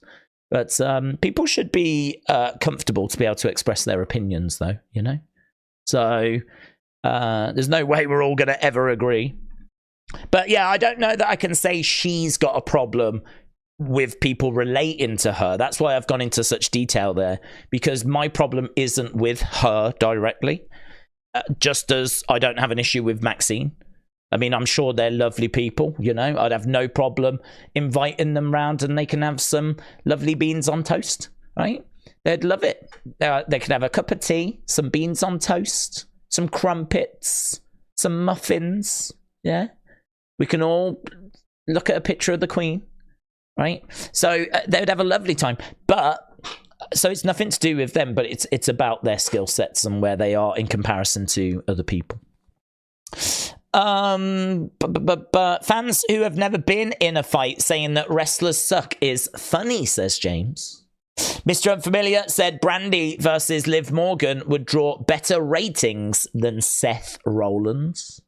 Big Time said Allysin Kay has been deemed too old to qualify for WWE. What's the take in WWE and Drew so long to do a deal? He's doing great stuff. Apparently he's the one that's delayed it. So the streets are saying that he is the one that has delayed it. He is the one that's taken his time. And the reason is because he wanted to work on a new character and he didn't know if this new character would work. So he didn't want to sign a new deal and then do a character that didn't work. So he apparently WWE have been wanting to get a new deal done. He wanted to do this new character. And this new character, I think, is working. I think he's...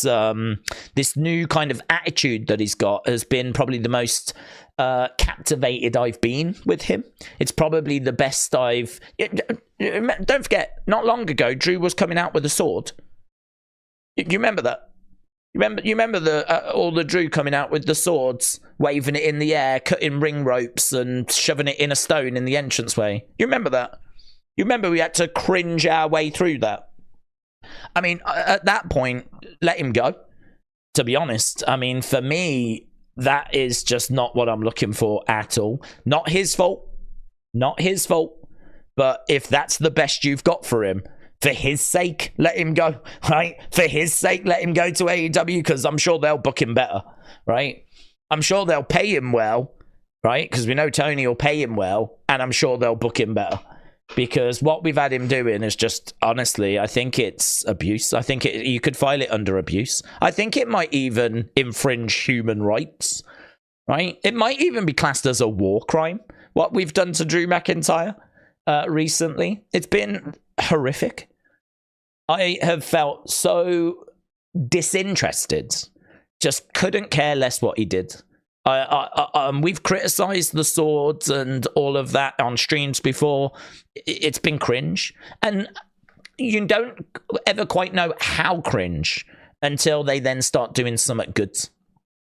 And what he's doing now is amazing. What he's doing now is so interesting. It's so entertaining that you look back and compare it to the sword stuff and you go, oh my God, we could have been doing this all along. His social media game is so good. He is around the world title. In no way does it feel forced at all. It feels like he should be champion. It feels like he should beat Seth. So Drew, to me, is just, you know, absolutely killing it at the moment. I'm really enjoying what he's doing. He definitely deserves a new contract. They've tried to sign him, but he didn't want to sign because he wanted to see how this new character would go. And hopefully he's got his answer. He has said that he's really enjoying it, so... I would say at this point now, I mean, I'm sure there might be a conversation of, can we get a quick deal done? What are you looking for? You know, if he wants X and Y and WWE go, yep, can we just get the deal done? Maybe they can do a quick deal before WrestleMania, if he knows what he wants. If it's going to be a bit longer, negotiations, whatever, it's probably going to have to wait now. But yeah, it was a gamble that he took, and it's a gamble that I think has paid off. Angie and Joshua said, I don't know about Matt, but Eddie had a heart attack when he was only 36.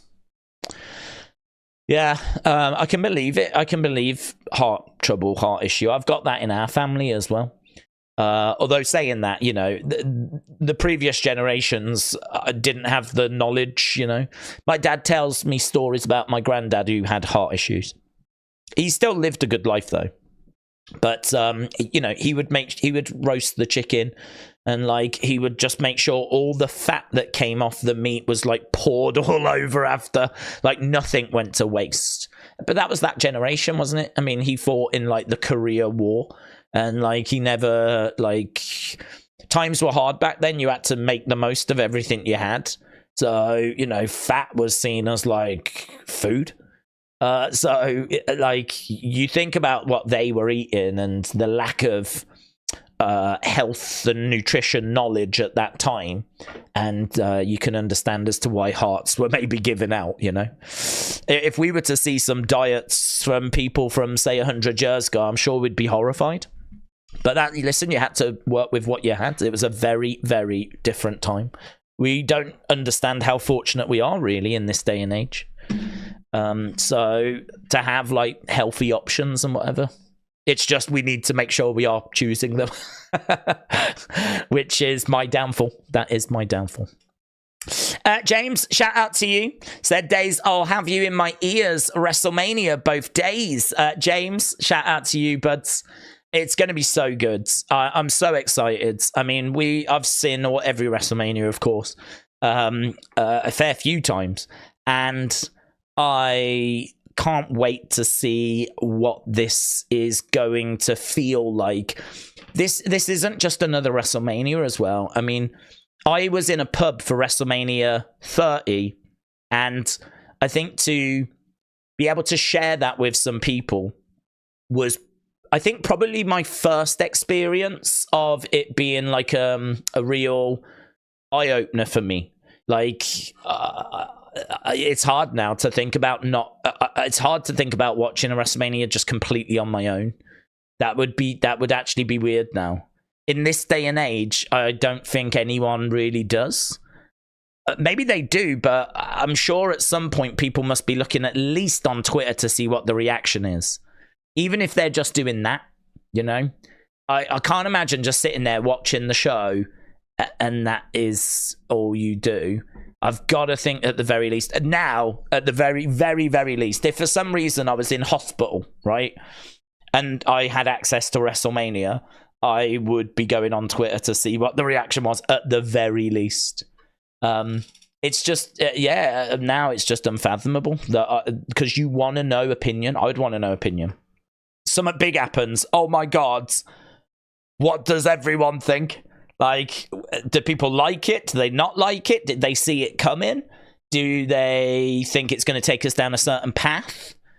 Yeah, I'd want all of that. I'd want all of that.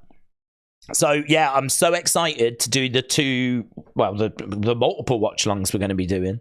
But as I said, I know that we do get stuck into topics. So this is where I am going to try, and I'm trying to find that balance where we really dig into things and we really like talk about topics and we deep dive, but equally try and get to as many comments as possible. Like, that is always in my head. But I do think the opinion videos now kind of take some of that pressure off, because at the very least I know that I can get to your comments, I can get to your thoughts, in that whole separate video where it's your comments, your thoughts, your opinions. We will do that following SmackDown. For speed reasons, I tend to finish SmackDown and I'll go straight into a review, right? Because I know the sooner I can get it up, the more people I can catch before they go to bed. So it is kind of time sensitive, to be honest. So I know that as the second SmackDown stream ends, I have to go straight into the review. So I never put the post up then. Then I tend to go on to social media, and then it's around that time I'll put the post up. But to be honest, if there's anything that's like an emergency that we might need to do an emergency unseen for, because we did that on Monday with the theories of the truck and Dustin's reaction. And I think that's actually the most viewed unseen we've done in quite a long time. It hit over 10,000 views, that emergency unseen. And again, I think that part of the reason is because it's catching people before they go to bed. Unseen tends to drop when people are asleep. People in the UK are certainly asleep. And I think because it takes me hours to compile, I kind of miss America as well. So it means that when it goes up, there's not really anyone there to watch it until people get up in the morning and then watch it at their leisure. So I think going forward, what I'll be looking to do is do these streams straight into the review so that can go up. Then go over to my Twitter and see, is there any emergency? This needs to go out now. If there isn't, then I'll put the post up for opinions. If there is, I'll have to work on that first. Do that, get that out, then do the post for opinions, then start working on Unseen. So that's just a glimpse into what I do immediately after the streams end. I don't, go living it up on the town. I've got lots of videos and things that I need to work on. So, it takes me quite a long time. But I love it. And it seems like you guys have really took to it as well. And I think we've got a good system. So I'm just trying to find a way of making it better, making it stronger, making it more enjoyable, just really exploring those kind of avenues at the moment. So I think the opinions video really brings a lot because it allows us to give you guys that platform. So if you want to share your opinion, then just go to my Twitter account. It's that simple. At some point, and as I said, I don't know when it'll go up because it's time sensitive that I work on other things first, but at some point there will be a post that says, give me your feedback for SmackDown. It'll be on my Twitter account, and literally in the video, I just go through the responses. It's that simple. And I give myself an hour to get through as many as I can. And so far, we've got through them all. I don't know that we've ever missed any, to be honest. So far, we've got through them all. So I don't know that we'll be able to do that over WrestleMania, of course, because I'm expecting the amount of feedback to increase. But we'll try our best. We'll try and get through as many as we can.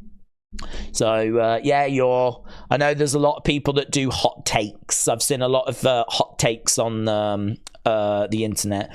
I'll take those. I've no problem with those whatsoever. I think they do add to the opinions videos, but I think more than that, it's just your way to get your thoughts across. I don't need it to be super dramatic and super only give me your hot take. I'll take any thought that you've got, as long as it's an honest, genuine thought.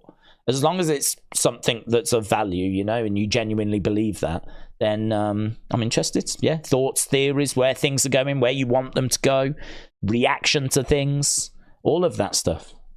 So, James, thank you. Appreciate it. And Matt, shout out to you.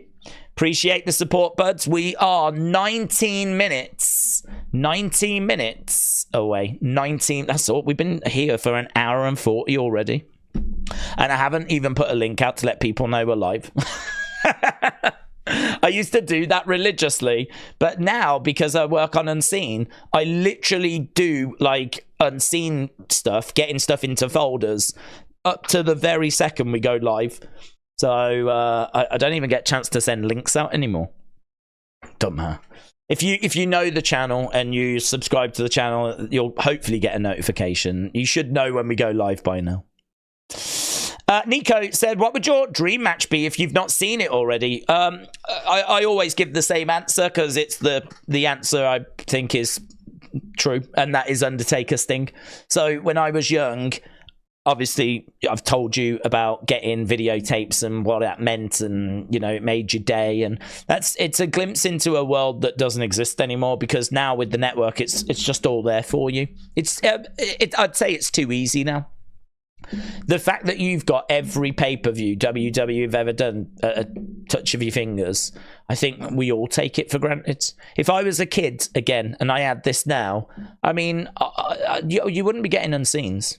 You wouldn't even be getting streams. I'd just be on there watching the shows. I mean, I don't think you'll ever have enough time to watch everything that's on there anyway.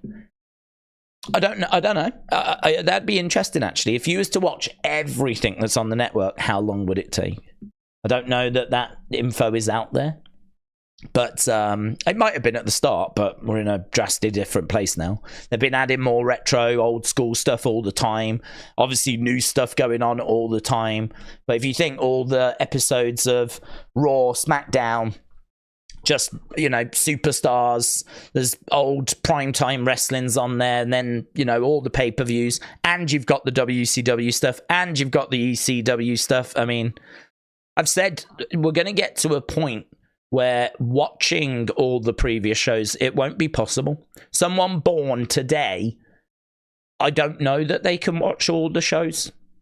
They'll be able to watch the WrestleManias, you know, and they'll be able to watch, like, key pay-per-views, but watching all of the old Raws, all the old SmackDowns, watching all of the old Nitros and everything, I don't know. At some point, that's not going to be possible. Watching all the old NXTs, at some point, there's just going to be too much content for one person to be able to consume. So I think that we are very spoiled with what we get now, and it's very easy to kind of take that for granted, you know. But when I was growing up, Undertaker I absolutely loved, and Sting made a big impression on me. And so, dream match-wise, that was the match I always wanted. But, you know, I thought of another one the other day, and obviously Hogan, Ric Flair in WWF, right? I know we got it in WCW, but WWF is the one that I would have liked to have seen it in, because obviously it would have been produced differently. But Bret Hart against Kurt Angle, that would be the other dream match that I would have had. Bret Hart, Kurt Angle, to my knowledge, they never faced. So that would have been, I think a lot of people would have loved to have seen that. That would have been two absolute technicians. Two of the greatest of all time going at it, and I'm sure the results would have been mind-blowing. I mean, that's probably got 5-star classic written all over it, hasn't it? But we never got it to my knowledge. And Undertaker Sting is the one that I always give the answer. Joey, shout out to you. James said Triple H has tweeted. Let's have a look. What's he said? Hey, what's he said? He has said...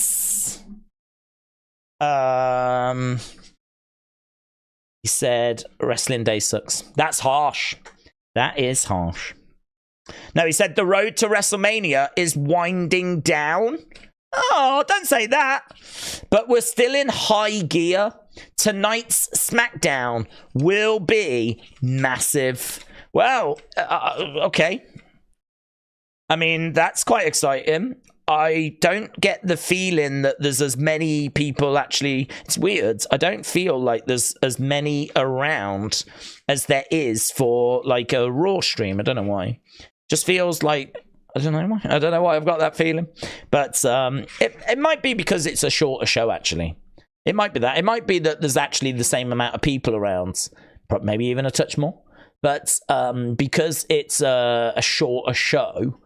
It just doesn't quite feel as long. But, yeah, he is basically saying, do not miss tonight. And she said that as well. She was like, I need y'all to tune in. She was very clear that tonight is a night that should not be missed. So what have they got up their sleeve as this road to WrestleMania winds down? He's on the phone, yeah. There's a picture of him on the phone. He's standing in the ring and he's on the phone.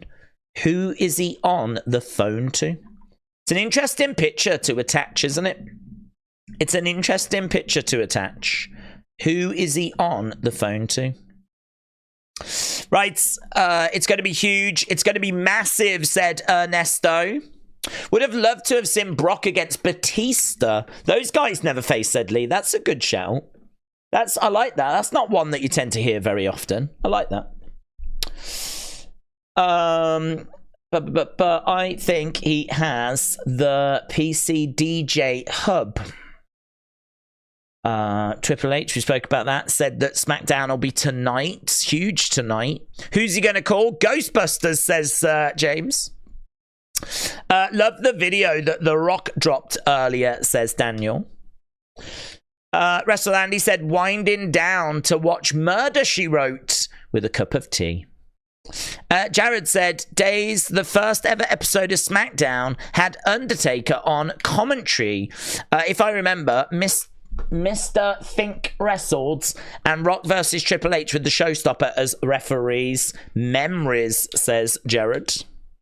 Evan said reports are saying that the lightning strike for The Rock's entrance was pitched for Jade Cargill's entrance, says Evan. Jim said Stephanie book her against Brandi Rhodes. I mean, he is on the phone. Stephanie coming back. Imagine if Stephanie comes back. She's the host of WrestleMania. I wouldn't be against that. There is a bit of stuff around Stephanie, though, isn't there? You know, there is a bit of a thought that she might have been in the room for Ashley after all that stuff. I don't know. I think the crowds... I really don't know how the crowd would react. She would come out, and would people immediately think Vince? It's got the McMahon name. I think it's not just Vince's name that's been dragged through the dirt. It's the McMahon name that's been dragged through the dirt as well. It's very hard to see McMahon on screen and not think Vince, even though it says Steph, and Steph comes walking out. And I know that it shouldn't matter because she's not been really accused of anything, but we did get that interview where it was said she was in the room when basically Ashley was encouraged to stay quiet. Apparently she was in the boardroom at that time, so she would have been aware of that, but that's just an accusation, you know. That's I don't know. It's an interesting one. I don't think Steph would want anywhere near WWE, said Penny, for your thoughts. Not right away. The McMahon name. I think it has been dragged through the dirt, yeah. I think it's hard to see and then add in the Stephanie thing we just spoke about, and that, you know, is not great for her either. I don't know how fans would react to that. It's an interesting one. Trini said, Stephanie, I've still got time for until I see evidence of something, but that's just me. No, that's fair. I honestly, if people are like, no, I've got Steph's all right, I need to see a bit more, I think that's fair. Or if someone says, no, I'm done with all of them, I think that's fair as well. I don't think you need to worry about your answer to that, to be honest.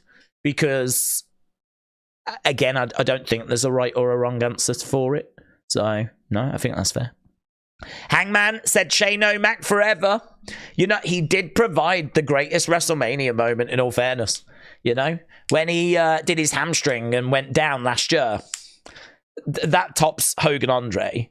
Because the confusion in the ring of people like, what do we do? Miz's face is priceless.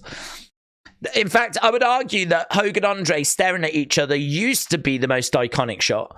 Or you could say maybe Stone Cold bleeding in that sharpshooter, or maybe Rock and Hogan, right? There's a few. iconic wrestling shots. For me, I would say Hogan, Andre face to face. But now I think it's the Miz's face just moments after Shane McMahon does his hamstring, and Miz is like, what do we do? What do we do? It's one of the biggest WrestleManias ever. And my opponent has now done his hamstring. What do we do? And then out of nowhere, he gets punched in the face by Snoop Dogg. None of that was planned. None of that was planned. I mean, oh, God, so good. I could rewatch that. I'm not just saying this. It genuinely... I'm not saying it. I'm really mean. It's one of my all-time favorite moments in WWE history. If I was to do a top 10, I think it makes it. I really think it makes it. I could not love it anymore. I could not love it anymore. The confusion, the way they got through the segment, the fact that things were happening that were not meant to be happening. The fact it was just this giant mess, but it was this beautiful mess. It was just this...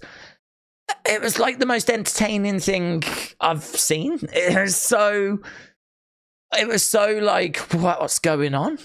What's happening? It was OMG. It just ticks all the boxes. Everybody's funny.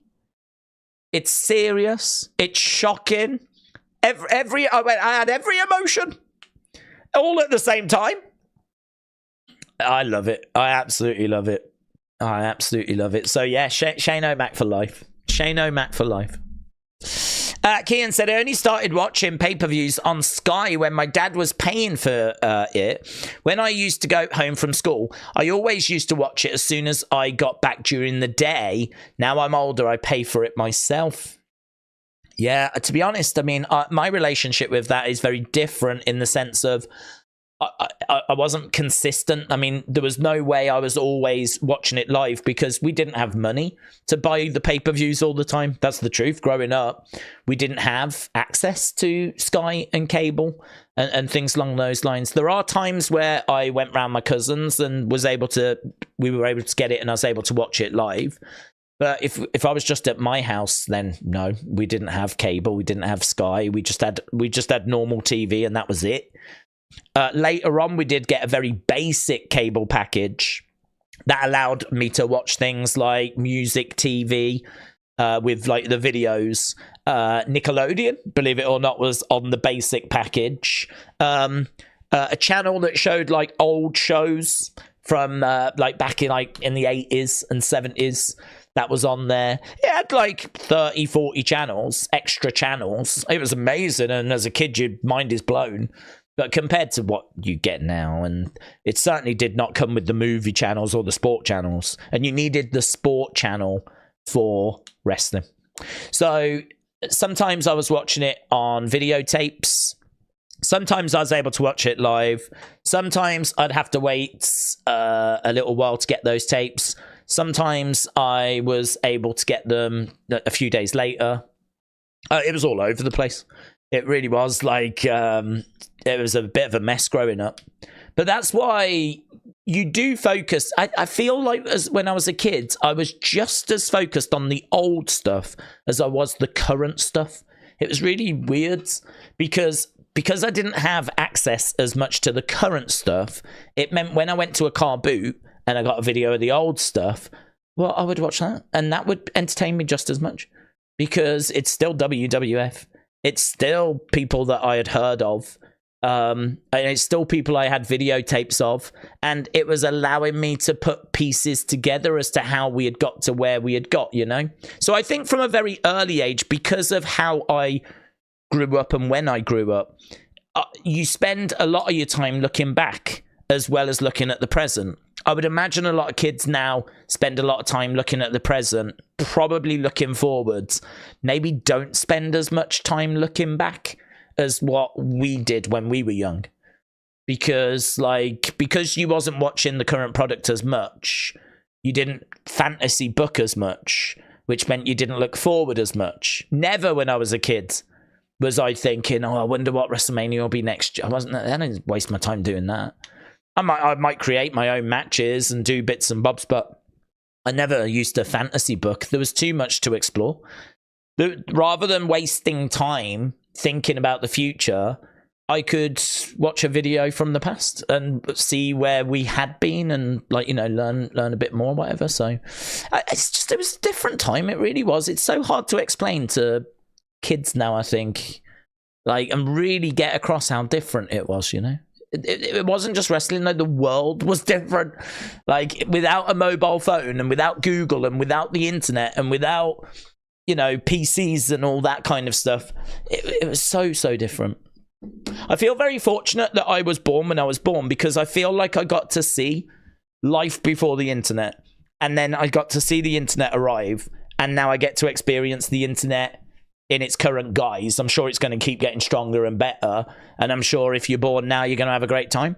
But I feel like being around for the birth of the internet, that feels like a pretty significant moment, and that's a pretty cool time to have been around. Although it also really sucked, because dial-up was the worst. Getting a picture took flipping forever. Aubrey said, it's incredible how pro wrestling can produce so many television rating gurus and lawyers. Screw college degrees. Just watch them. That's true, isn't it? That's true. The amount of people now that have got, like, business degrees just from watching AEW and their ratings and how it gets booked and everything. I feel like we could ace business degrees now. We talk about wages and pay structures. You know what I mean? Some of the in-depth conversations we have about business, big TV deals, and were they right to go? Were they right to go with that Netflix deal? It's 10 years, but it is, you know, we are talking a lot of billions. Maybe they would have been better to have broken their product down into more digestible pieces that could have been sold to more buyers. We do have, like, conversations like that. I think we would all ace business degrees. The Life of a Boomer, said HR. That should be the title of my autobiography. The Life of a Boomer. Websites were more colourful. Today, the websites are sterile and dead and boring. It sounds like we had same experiences, says Tony. You just gave away your age. Well, if anyone is in doubt, 21. 21, and I know I'm 21 because I've been it for a long time. 21 for quite a while, and I feel like I'm probably the most experienced 21-year-old on the planet. I've really put the work into being 21, and hopefully that is starting to show. Right, here we go then. Let's see. If catch a sieve being bad, can I make them my pet for my stream? William, shout out to you. I hope you're well, buds. Right, we are live. Here we go. Come on. We're told that this is going to be huge. We're told that this is going to be a massive show. Where are we? Casino of the Earth. We are in the Mohegan Sun Arena. That looks nice, doesn't it? Connecticut. Yes, I remember. Connecticut Sun. Oh, it's good, this, wasn't it? Iconic. One of the greatest Raw moments, but one of the greatest endings to Raw as well. Mama Rhodes. Right, Solo arrives.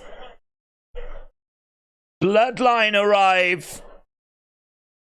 Solo and Jimmy arrive. Bianca arrives. So she is looking lovely in a Gucci top.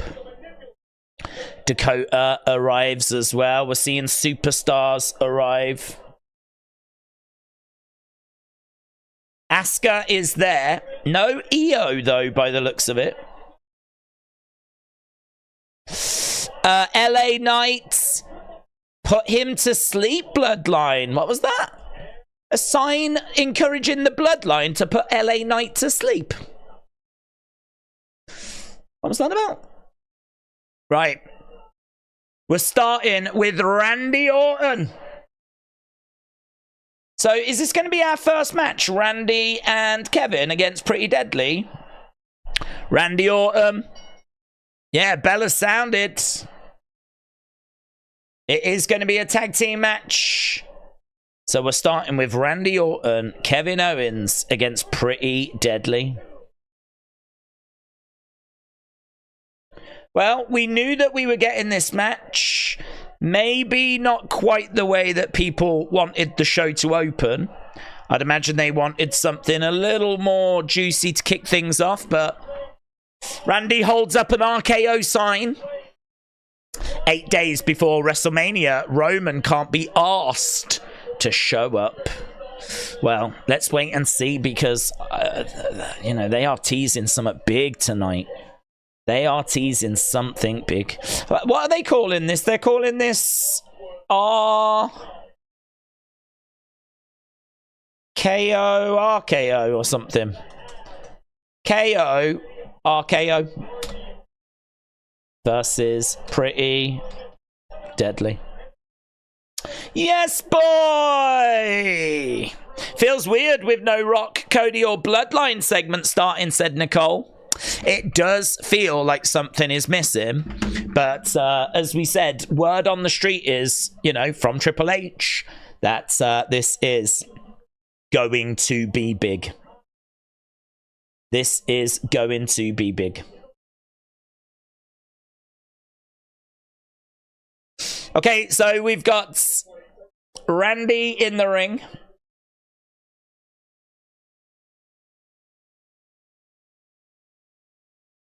Hang on. WrestleVotes have said tonight's SmackDown will be somewhat pedestrian with some mainly uneventful but necessary moments. Oh, brilliant. Thanks. Bloodline. Oh, hello. Okay, well, we won't read the rest of that. There might be some spoilers in there. It just said Bloodline.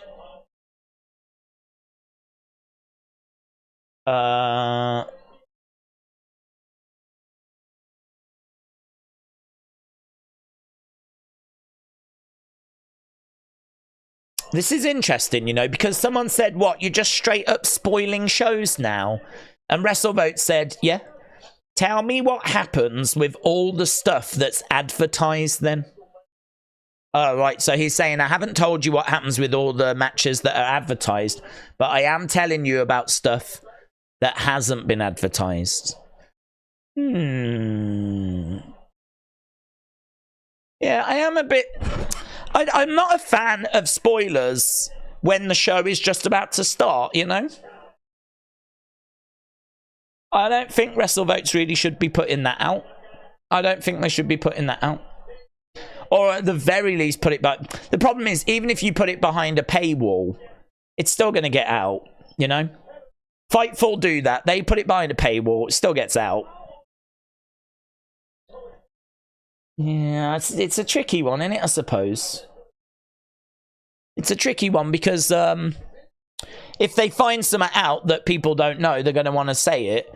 But then if it's about to happen on the show anyway, why not just wait and leave it for an hour? Right, entrance is taking a while. We've got Kevin Owens in the ring now. We got Pretty Deadly making their way down. So Pretty Deadly are heading down to the ring. Did you see the WrestleMania stage? I've seen it being constructed.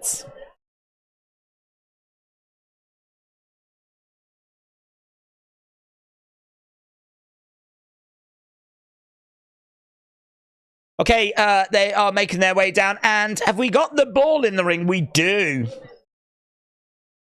The ball is in the ring. As they jump onto the edge of the ring, they had hand sanitizers that they showed off on a backstage interview that they did that was in like the shape of a mirror ball. And it played their entrance music as well. I was hoping they were going to get sold, but I haven't seen any.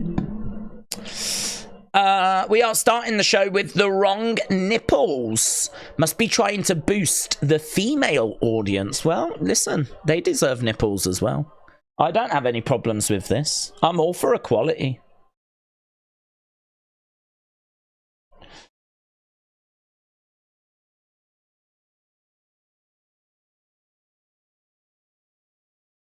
Shots coming in.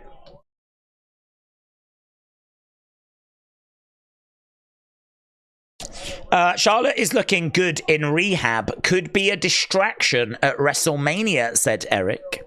KJ Kid said, I can't wait for WrestleMania 40.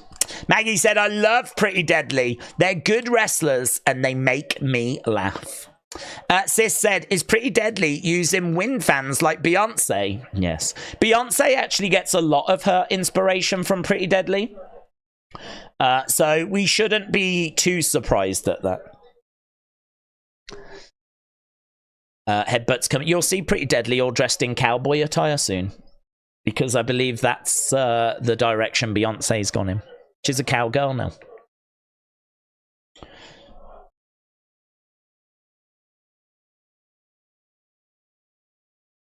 Shots coming in by Randy as the crowd are counting along.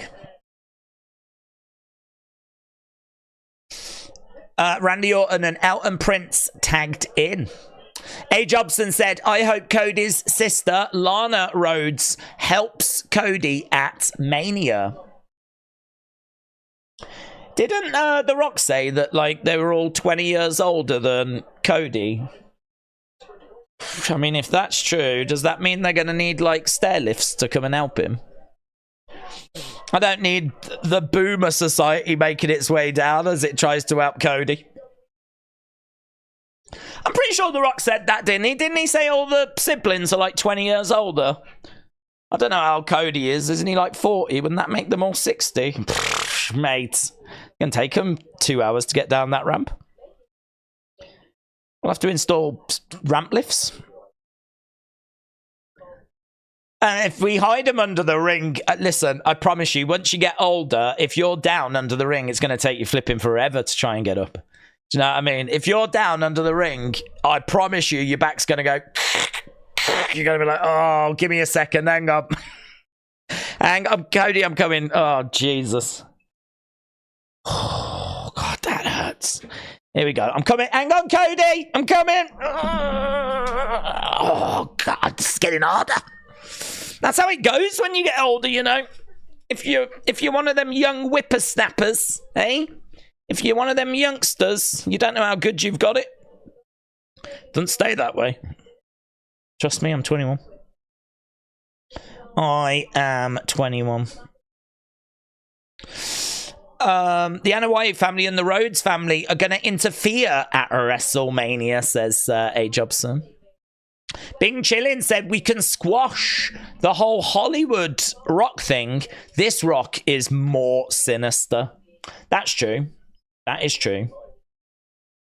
Emma said, I'm watching, and I was there last year when Shane injured himself. Oh, it's the best moment. I mean, you've got footage of the best moment. It's so good, I've retweeted it, Emma. So good. I need you to know that I'm jealous that you got to see one of the greatest moments. Live. Hello, there's a TikTok of R-Truth. Don't know what that is. I'll have to have a look at it after. It's probably going to be funny though, so I'll add it to the fun folder and I'll have to watch it afterwards. I'm trying desperately to keep up with a few bits that I'm being sent so that I haven't got as much to do after, but I don't want to get too interrupted, too distracted. Under the ring, if Hornswoggle is catching some... Yeah. DX told us what was under the ring. Isn't it the Little People's Court that's underneath the ring? Ali said it would still be a faster ring walk than Roman. That's true, actually. That's true. All I would say is, if they want to help Cody by the end of the WrestleMania, they're probably going to have to come out when he comes out so that he can get to the ring, do the match. By the time we're getting to the end of the match, they'll probably be there. So time-wise, it could work quite well. So just keep an eye out for that. If the boomers come out when Cody comes out, they're going to be... we could get progress. We could get updates as the match is going on. We could cut over to the... They're halfway. They're halfway. They're coming. Oh, my God. They're off the ramp now. They're on the mats around the edge, and they'll be there in 10 minutes. They are literally 10 minutes away. Oh, they're coming, Cody. Hold on. Hold on, Cody. Oh, it's going to be so good. I'm so excited. Was Justin Bieber tossing The Rock's group of buddies salad stuff true or false? I don't even know what any of that means. That's a lot of words. Here's Kevin Owens. He jumps in. He's in there with Elton. Shots coming in by KO. If you are joining us, KO RKO or RKO KO. It's probably RKO KO, isn't it? That makes more sense. RKO KO. Taking on Pretty Deadly. Boom. Kevin Owens knocking both of these guys out with one shot last week. Don't forget as well, I'm going to want your thoughts. I'm going to want your thoughts on the action. We'll review the match after. Right now, they're showing us the most played male superstars. Number 5 is Stone Cold. Number 4, Randy Orton. Number 3, John Cena. Number 2, Roman Reigns. And number 1, Cody Rhodes. It's amazing that Stone Cold's getting picked so much, isn't it? I know he's a legend, but what, more than Jey Uso? More than LA Knight? That's quite surprising. More than... Hang on, was that more than Seth Rollins? Was Seth on that list? Can't remember. John Cena was on the list. Stone Cold was on the list. Oh, Logan! Boom! With a big shot! Logan knocks out KO. Logan KOs KO. So a big punch has knocked out KO. Pretty Deadly win. Pretty Deadly win. So match score. Let's get your match score.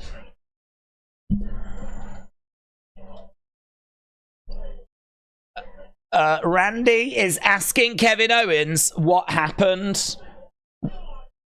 I don't think Randy knows what's going on. Randy berates KO. He doesn't know. He doesn't know. Logan in... it's a lovely shot by... Oh! Oh, it kind of catches him down here. Don't know. It looked really good from Logan. But the actual point of connection, not as good as Becky and Dominik. Oh, Randy has spotted it now. Yeah. Randy sort of apologizes when he sees the replay. He's going over to the edge of the ring. He's having a look under the ring.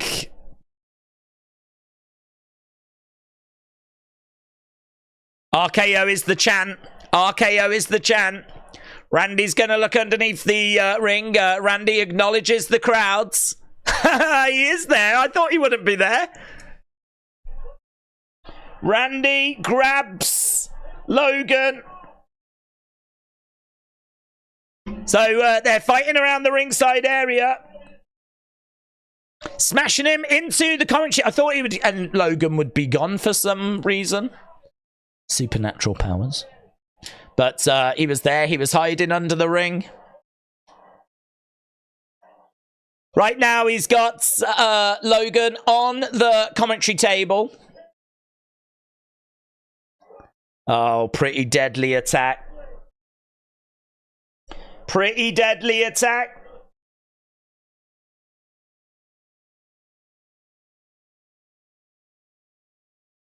That's going to build up the rivalry, said Intoxicated Drums. Right now, we've got Pretty Deadly in there. Stunner by KO to Elton. RKO by Randy. Both of Pretty Deadly are down.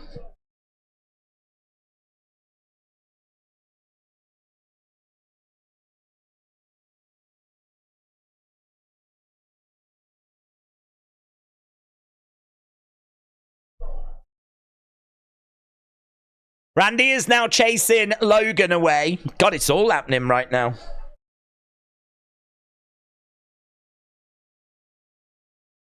So, Randy chasing Logan. That's going to leave Kevin Owens in the ring. Oh, no. Kevin Owens has made his way to the entranceway. Logan goes backstage. We're still following. We did need to build this up a little bit more. Logan has gone through a curtain. We're in the backstage area, and Logan...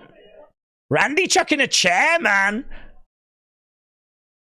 Logan's jumping into... there's a waiting vehicle. Get out of the way, you boomers. Who are them boomers? They stole a car. This is like Grand Theft Auto. It's Grand Theft Auto out of the building.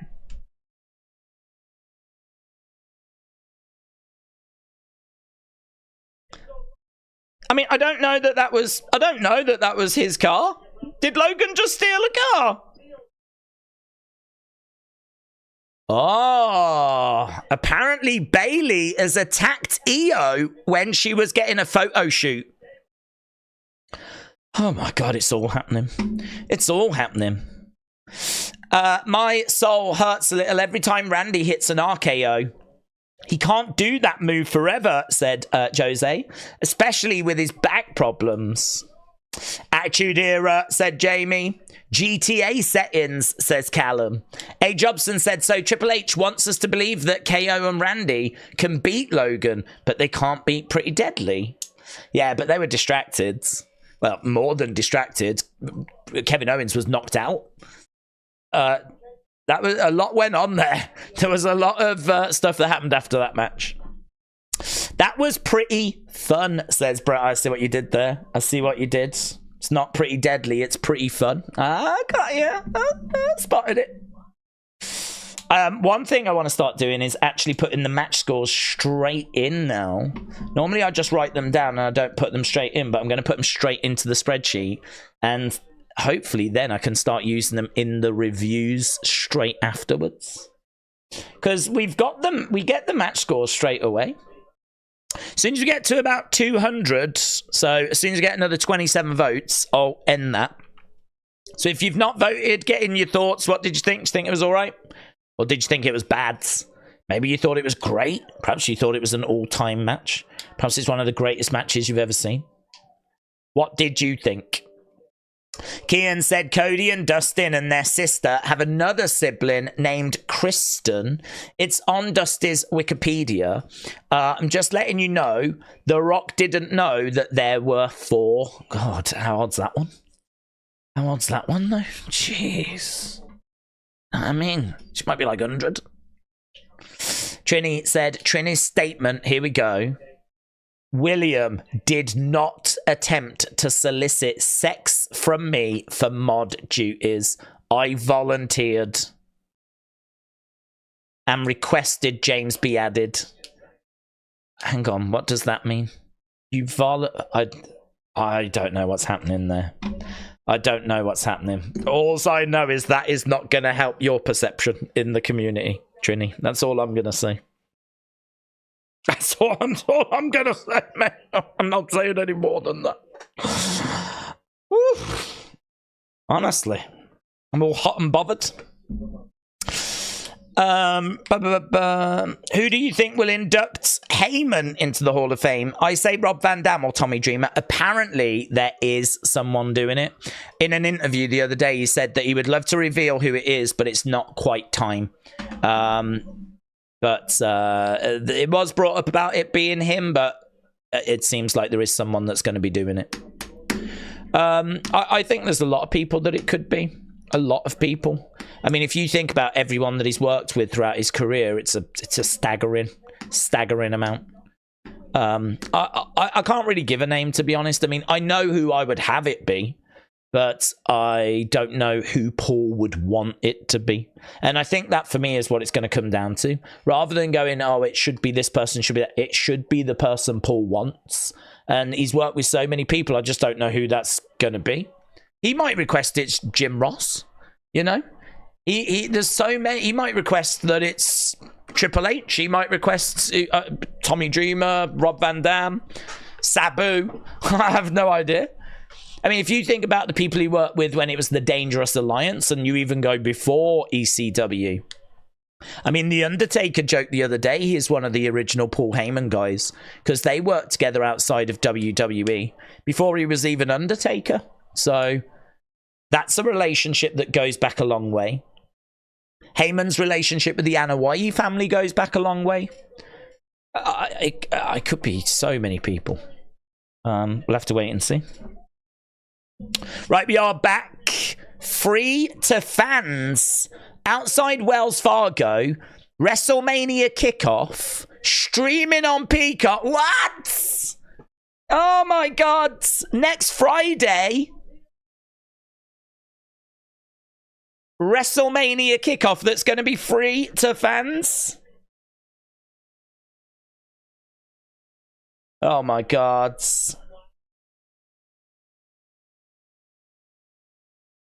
So that said that it's going to be streaming. I definitely want to watch that. Countdown to WrestleMania as well. That is going to be the kickoff shows. Kickoff shows look like they're going to be 2 hours. So kickoff shows will be 2 hours.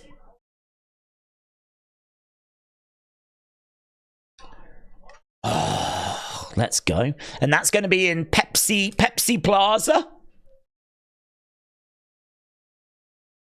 Right, now we are seeing EO. Right, let's end the poll for that first one. We've got all the results for this. So it was 60% good, 6% bad, 13 and 19. So that is 94% good. Lovely. Okay, now we have got EO.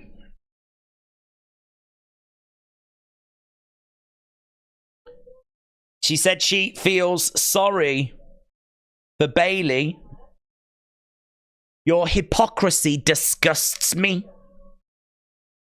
I know Bayley played a role in me becoming champion, but I made Bayley relevant.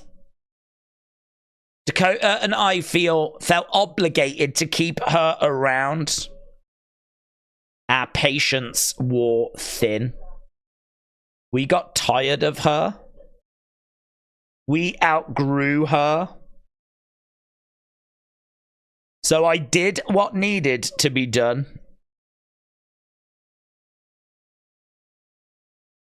There was a time when I saw Bayley as my friend.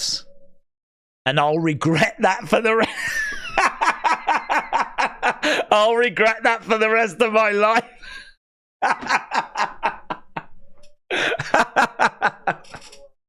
I love that line. Imagine saying that. There was a time where I saw you as a friend. And I'll regret that for the rest of my life. Right, Bayley attacks her. Oh, God. That was brilliant. I love that. So we've got Bayley throwing lights at EO. So we've got a beatdown going on. Oh, man, they're proper trashing it as well. Green screen gets destroyed. Bayley really turning up the intensity. Man, she's doing what Cody needs to do on Monday.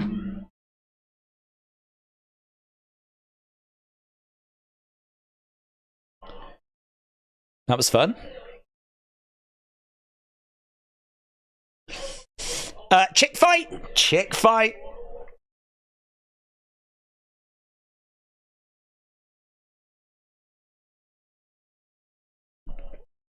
Okay, so we're done with that segment now. Nobody. Don't see nobody. We're back to the arena. 94.60. Okay, now we got Nick Aldis. What's he got for us?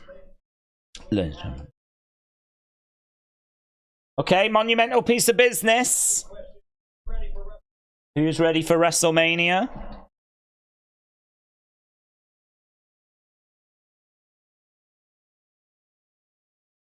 Is this going to be Jade?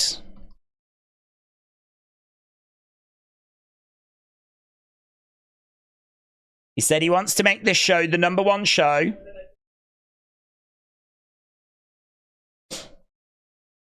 Who's this going to be?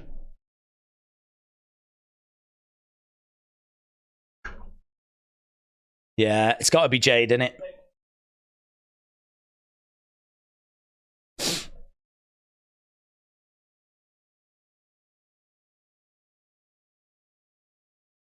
Nick Aldis.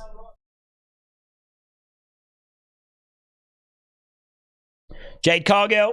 Here we go. Lights go out. Oh, lovely, like laser with smoke. That's great. That's a great effect. The storm is coming. I can't remember what her music was like. Yeah, that looks good. So we've got smoke being pumped in, but there's like a laser that's got this like great looking backdrop behind her. Man, they're making her feel huge. That entrance looks sick. That looks really good. Storm has arrived.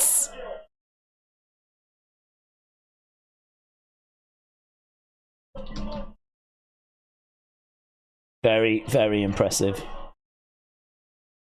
So she's getting into the ring. Wade Barrett said he can't stop staring.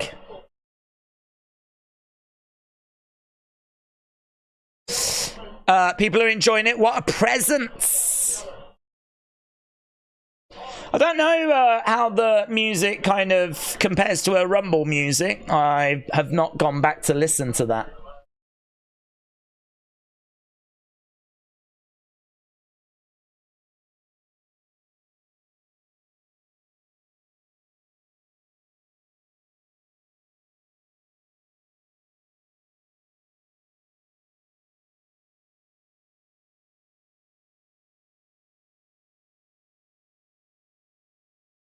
It's about damn time, says Jade Cargill. It's about damn time. It's a wild outfit she's wearing. Those boots. She's channeling her inner Eva Marie. She's all read everything. She has arrived, said Mister. Holy, it's Mommy Cargill, said A. Jobson.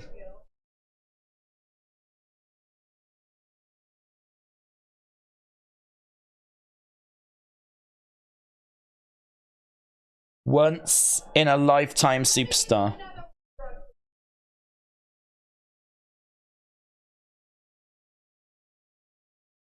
The storm has arrived.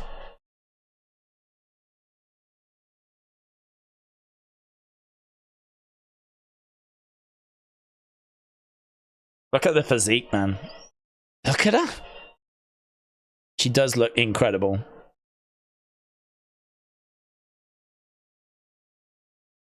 Okay, we're backstage with Damage Control.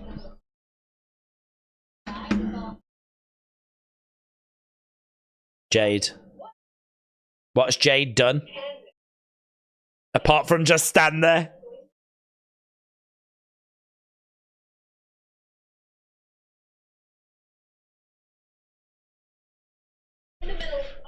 The best part of SmackDown will be when I beat Bianca.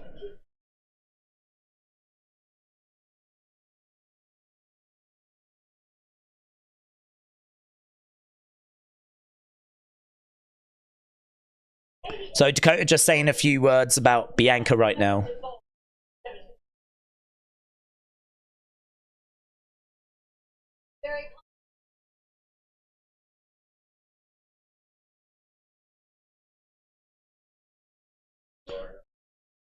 Okay, I think we're going to commercial break. So she comments on Jade and she comments on... Jade and she comments on Bianca. Jade could whip this, said AR1. Hey, look, she looked amazing. Her promo felt like, I don't know, a bit nervous maybe. It felt like she came out there, she delivered it. It was okay. It didn't really do much for me, but for me, it's the entrance, it's her look. Really, she just needs to just stand there.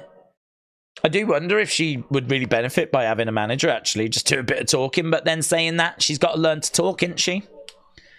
And the problem is that she's not had loads of experience. I mean, even her time in AEW was not that long.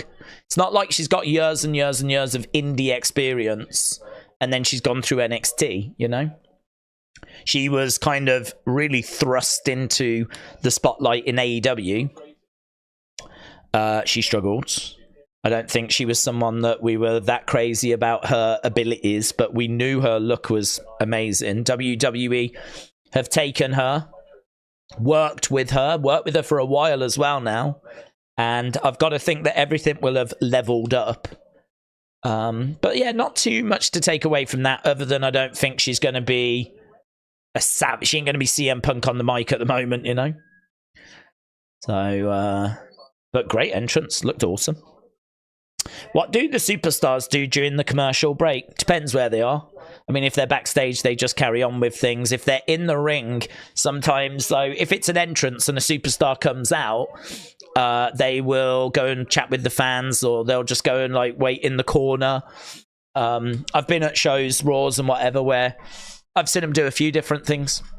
They normally kill the music. Like, you know, when Naomi's dancing and we go to commercial break, and then when we come back, she's in the ring still dancing. She ain't been dancing all throughout the commercial break. As soon as you get to commercial, the music stops. Naomi will stop.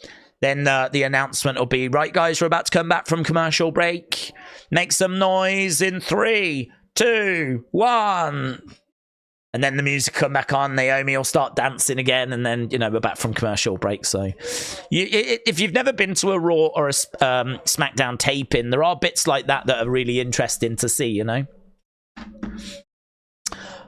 But presentation-wise, they're doing a great job building up Jade Cargill, said Brony.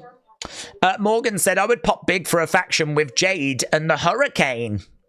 Jade looks more stronger than Bianca, but Bianca lifted Otis, said Thanashan. Yeah, she definitely looks more muscular, doesn't she? I don't know who would be stronger. I would think Jade, but Bianca is certainly no slouch in that department. George Vlog said, I was front row once. They usually interact with the crowds. Xavier Woods nearly missed his cue from being in the audience. Oh, I love that. That's great. That's great. That, you know, that's the kind of thing that's very interesting when you go. But I think in this more social media world where, you know, all of that stuff is gold. All of that stuff, all that, here's what you didn't see kind of stuff, you know. Here's what happened during the commercial break. I'm surprised more people don't share that stuff and footage of that online, to be honest, because that's stuff which, you know, would play well on Twitter. You know that people would love that sort of behind the scenes. People are desperate for that stuff. So I am surprised we don't get more footage of that. But yeah, that's a great story, George. Love that. Okay, we are back from commercial break. If you are just joining us, amazingly, and I really mean this, amazingly, we are already nearly 40 minutes into this show. And that feels amazing because, I mean, what have we done? We've had one match. We've had like a sit down with EO. We've had Jade come out. I feel like we've done a few bits, but I feel like we're just warming up. I feel like we're only just starting. We're already 40 minutes in. We're already a third of the way through this show. So it's been an easy watch. It's been perfectly fine. We're backstage with Nick Aldis. Oh, hello. Isla Dawn. Alba Fire.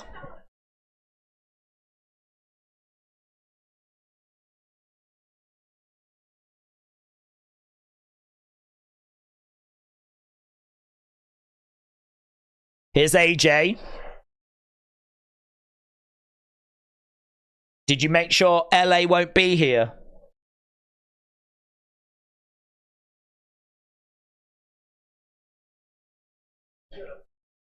You should have told him. All right. So AJ said you should have told him.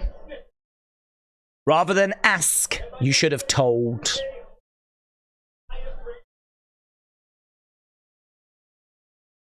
So, as I said yesterday,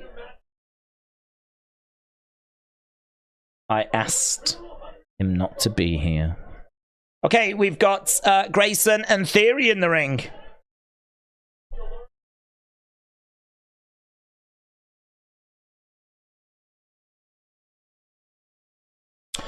Aldis against Styles. Oh, man, Aldis against anyone I'll take.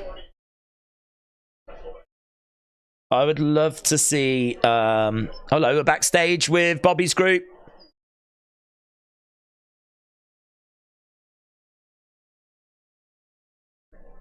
The almighty Bobby Lashley.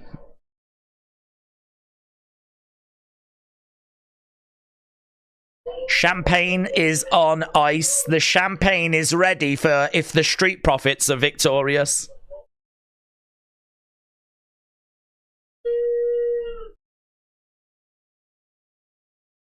Okay, so Street Profits. This is match number 2. Street Profits taking on Austin Theory and Grayson. I wonder what's going to happen with Theory and Grayson. I feel like they're going to split. I wonder when that's going to happen. I think they make it to WrestleMania. But I wonder if that'll be a SummerSlam feud. Austin Theory against Grayson Waller. Okay, let's change this over. Austin and Grayson versus Street Profits. Let's go. Have you seen the rumor that AJ could have a new theme? I have, yeah. He said it. He's I can't remember where he said it, but he said it in an interview. So it's come from AJ himself. Wait till you hear what theme I'll use for WrestleMania. Okay, we've got the Judgment Day backstage. They're watching, and of course they're watching because they are currently the champs. Both of these teams are horrible, said David. Can we get a double DQ and eliminate both? Well, I'm thinking AOP are going to get involved, and we'll see Austin Theory and Grayson Waller progress. Montez has come out with a red cup still. And we've still got that same ring gear that we saw, I think, last week. Side headlock. As Montez starts off, he is in there with Grayson Waller, forearm to the back. Theory on the outside. I miss the crowd saying 1 fall. 1 fall. That was a very NXT UK thing, you know. That's where I heard it said the most recently. Shot coming in there by Grayson as Montez goes to the outsides. Grayson against the ropes, goes for a big shot. Oh! He gets knocked. Oh my God! Corey Graves is down! Corey Graves goes down. So Corey Graves goes down. As, was it Grayson or was it Theory? One of them got knocked into the commentary table that went straight into Corey Graves. Man, that's hilarious. That's brilliant. That'll be doing the rounds. Corey Graves getting knocked down.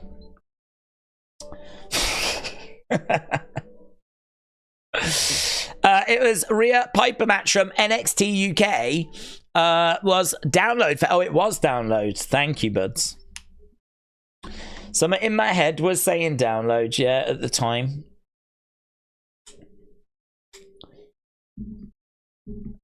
I could see Solo interfering in Jimmy and Jay. That's a good shout, that is. But Jay could have someone they call family have his back at WrestleMania. It might be Tama Tonga. That would be awesome, says BBB Ipsy.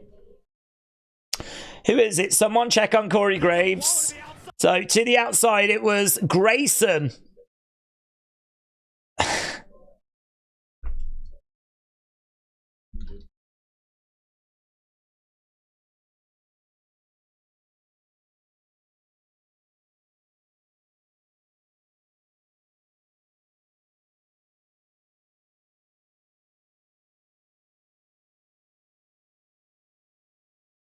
It was Grayson.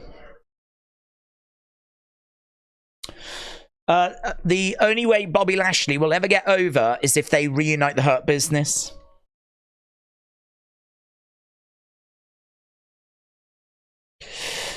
Graves and Barrett might just form a tag team as a result of that assault. Could you imagine that?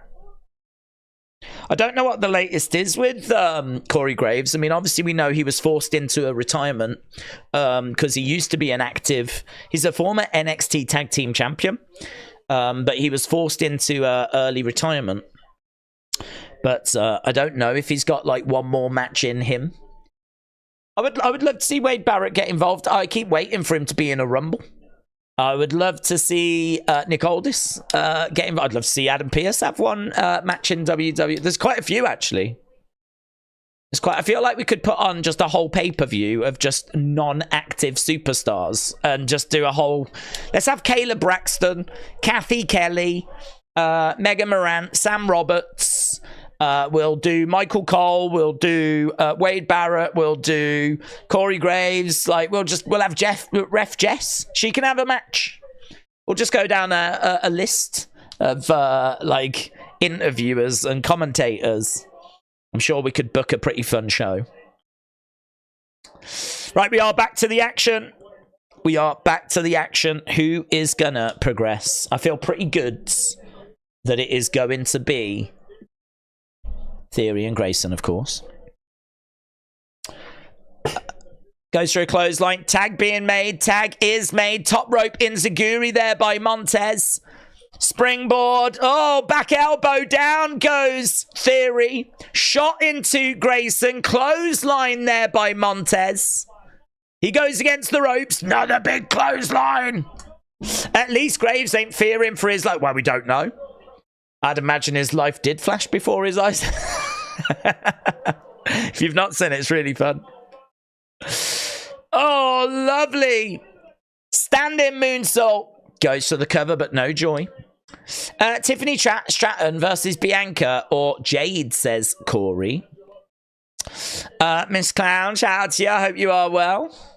Lash said John Cena is here to come back to fight the Bloodline. Oh, A-Town is down as... Oh, man, Grayson just makes the save.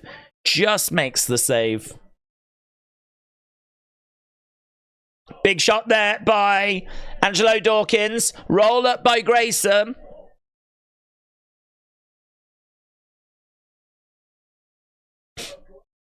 Grayson going through the ropes. Oh! Powerbomb by Dawkins. Tag is made. Montez is going to look to go up top. Oh, they're looking to the entranceway. B-Fab down. Bobby down.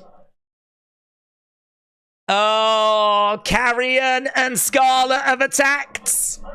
In my mind, Scarlett attacked Bobby and Carrion attacked B-Fab. Carrion and Scarlett. Just carry on with the match. Dawkins, what are you doing? You got a job to do. Montez is trying to continue. Dawkins has gone to the back. Oh, knees up. 1, 2, 3, and it's a win.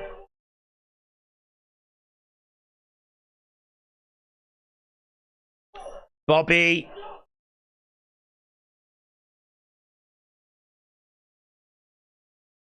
We're going to WrestleMania.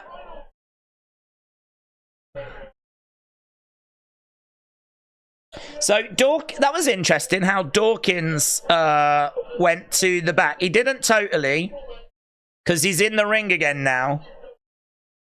Montez continued. Now AOP attack.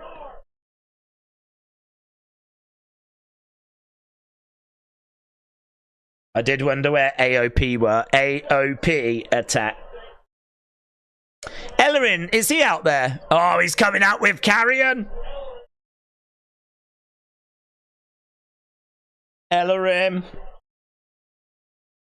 And Carrion. I didn't see Scarlett. Oh, Scarlett is there as well.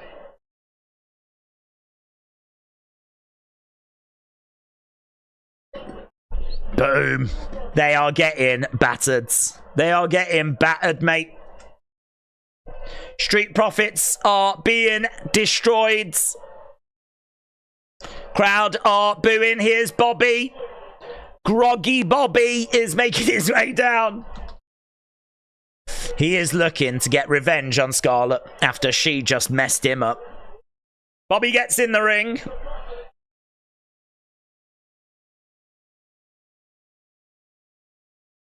Yeah, Bobby appears, but is overwhelmed.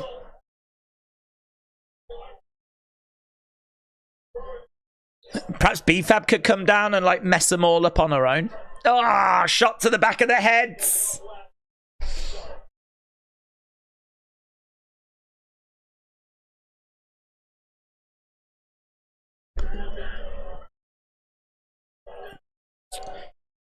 Now, no one goes to WrestleMania. You failed them, and you failed yourself. Those are the words of Karrion Kross.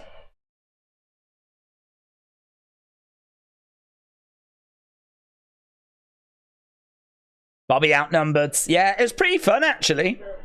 That was pretty fun.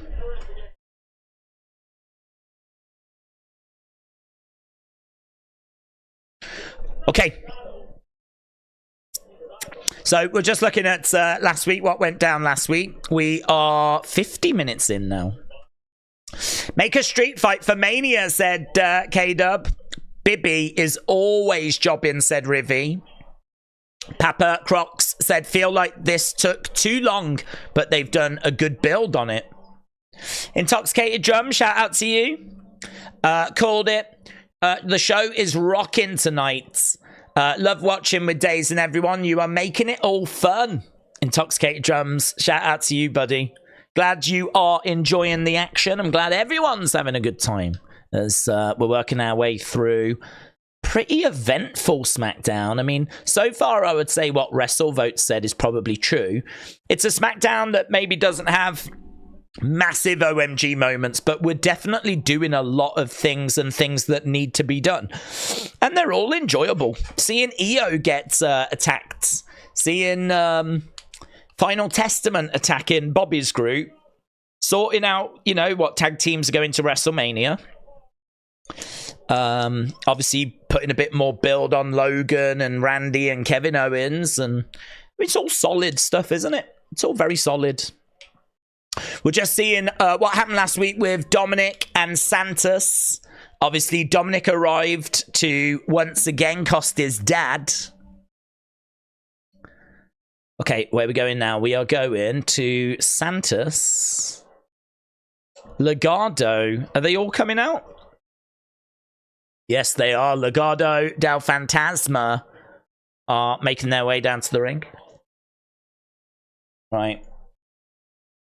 Legado.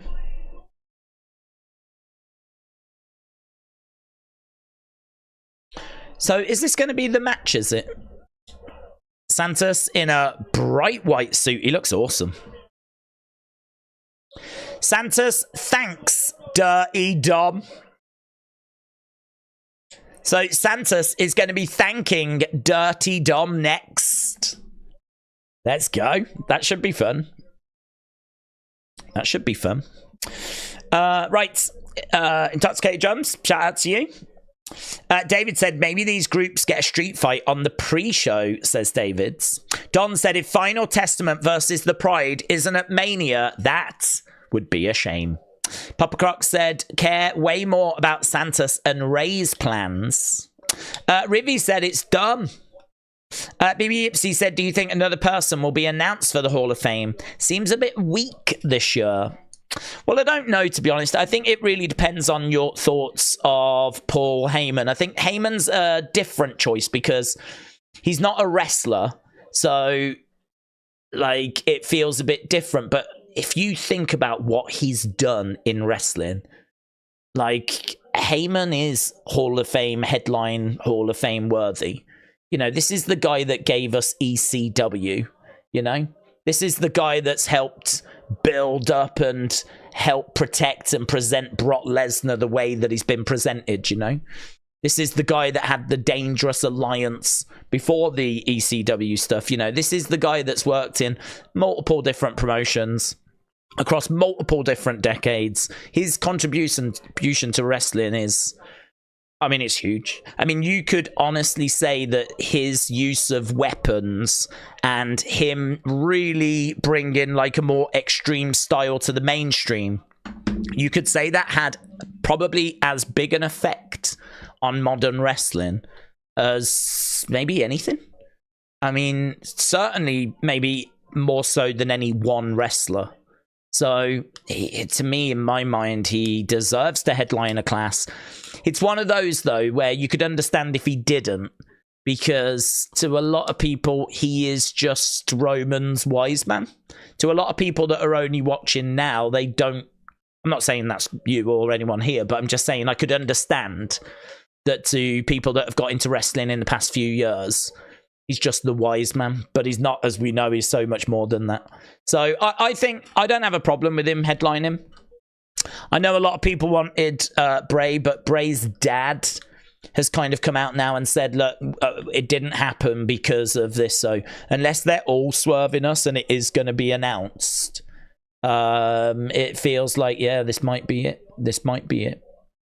The Rock's grandmother is also rumoured to be going in. And that's not been announced, so I don't know what's happening with that one.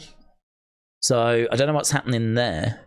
But, you know, she's someone that, to my knowledge, has never been in WWE, never done anything with WWE. She would just be a side thing. There's actually, talking to the Hall of Fame, there we're seeing the class. And it does feel like Heyman's getting his shine as the headliner. Bull Nakano, man, I'm so excited for that one. Oh my god. US Express, that'll be good. And I love that they've put Thunderbolt Patterson in the main class and not in the Legacy. I hope we do Legacy still, though. I love Legacy.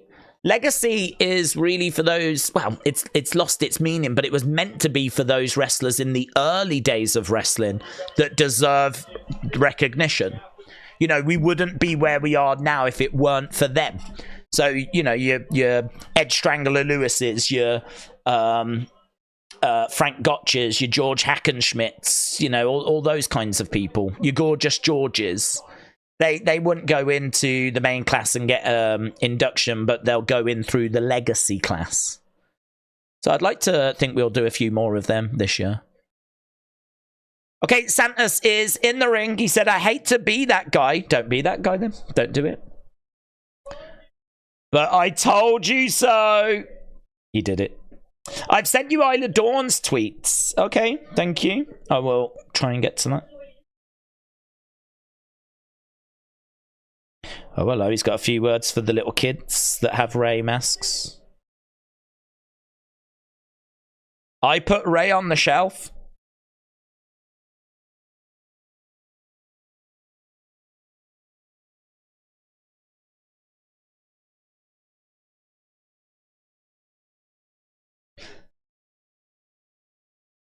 said I might not have got the infection and the amputation that I wanted. It's a bit dark, isn't it?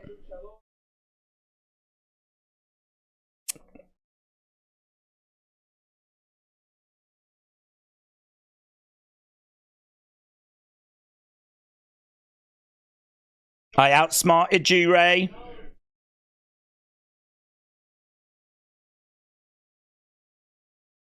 It just took one call.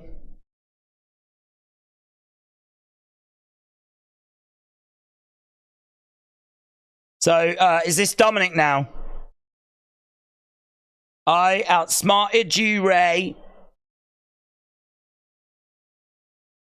And it just took one call. And Dirty Dom's making his way out.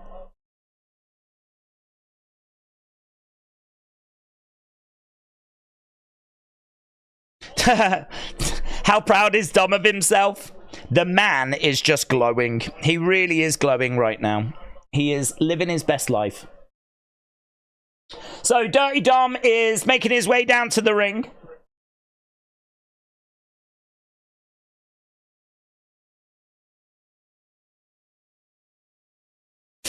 If you believe everything Meltzer says, that is your problem, says James. Maybe Jade will be a special attraction, said Zokiller. Okay, right now there's boos for Dirty Dom. He's in the ring. Loud boos, actually. Crowd are not feeling it. From the bottom of my heart, thank you. Gracias.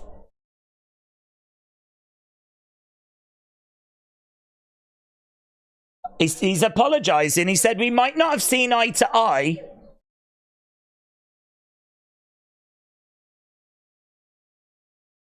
But you was right. We might not have seen eye to eye at first, but you were right.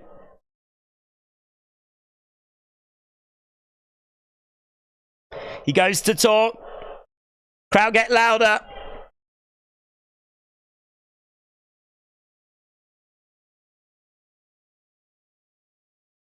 Santos trying to tell the crowd to shut up.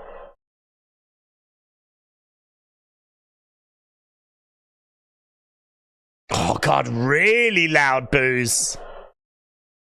Really loud boos.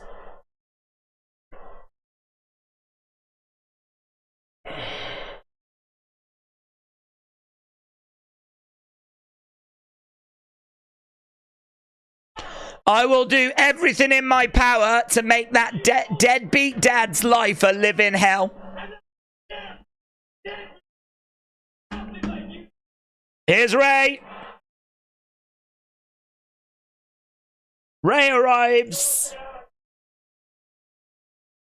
Oh, and he's coming with the LWO.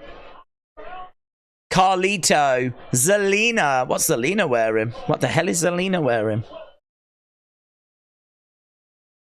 So Ray and the LWO are making their way down. There's no attacking or blindsiding or anything like this. Have we got 5 on... well, we got 4. We got 4. Yeah, numbers all matched, don't they? Numbers all match. 5 on each side. 1 female each side. Carlito. Ray. LWO. Zelina. Look, we're all lined up. Dom.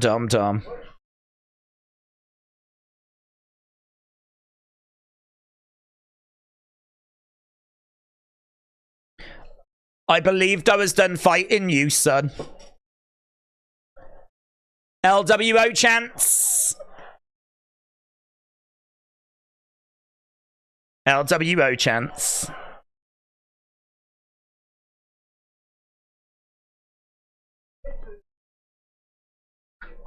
Clearly you want to be a part of this.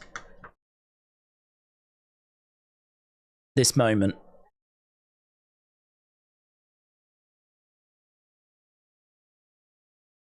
Oh.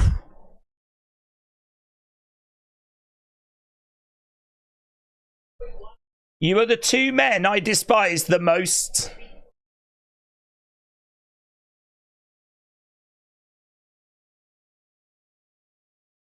So, a challenge. Here we go.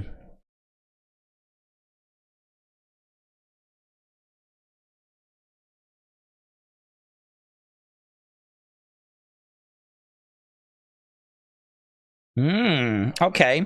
Okay. So, a challenge. Dom.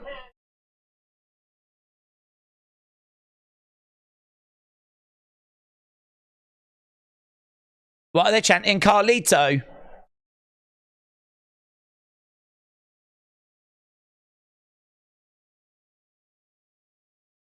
So, Dom and Santos against Ray and a partner of his choosing.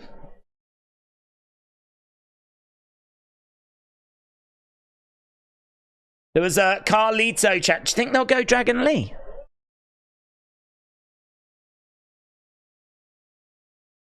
Who they're going to go with? Ray was never good on the mic, said Intoxicated Germs.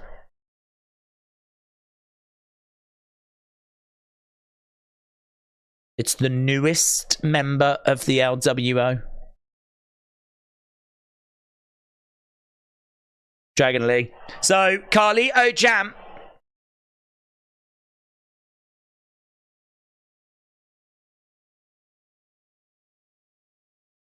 So, Dragon Lee is announced as the newest member of the LWO. So, Dominik and Santos against Ray and a partner of his choosing. There seemed to be a Carlito chant. A little smile on Carlito's face during that. Oh, hello. Look, Elektra and Zelina are stepping up to each other. Oh, Zelina slaps Elektra. It's all kicking off. It's all kicking off. Zelina slaps Elektra and a big brawl breaks out.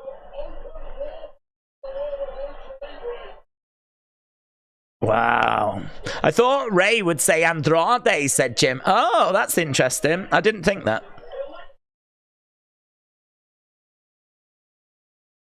So, a big brawl breaks out.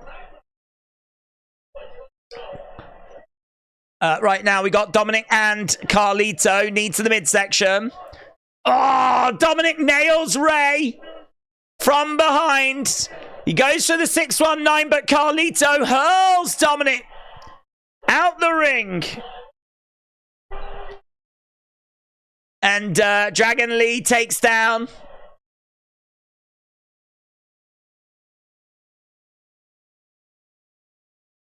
Legado. That leaves LWO standing tall.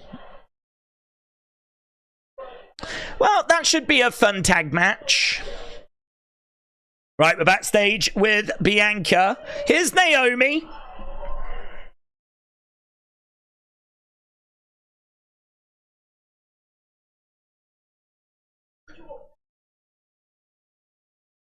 Okay, so Naomi tells Bianca she's got her back.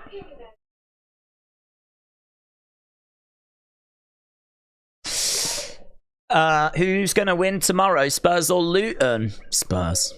Elektra versus Zelina. That would be good. Maybe the go-home show. We're in this together.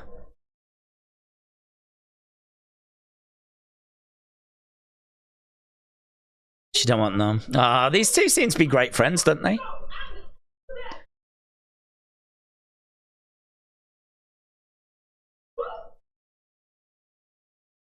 She's got EST on the back of her head in like gaffer tape, is it? What was that? She seems to have like tape in the back of her head. It said EST. Oh, yeah, I forgot. They've got to have a fight now. So now we're going to match number 3. It's going to be Legado versus New Catch Republic.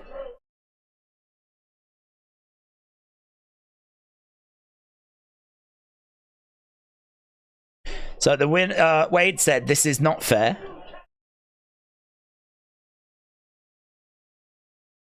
They just got beat up. Meat Mill. It's time for Meat Mill. Meek and Mill.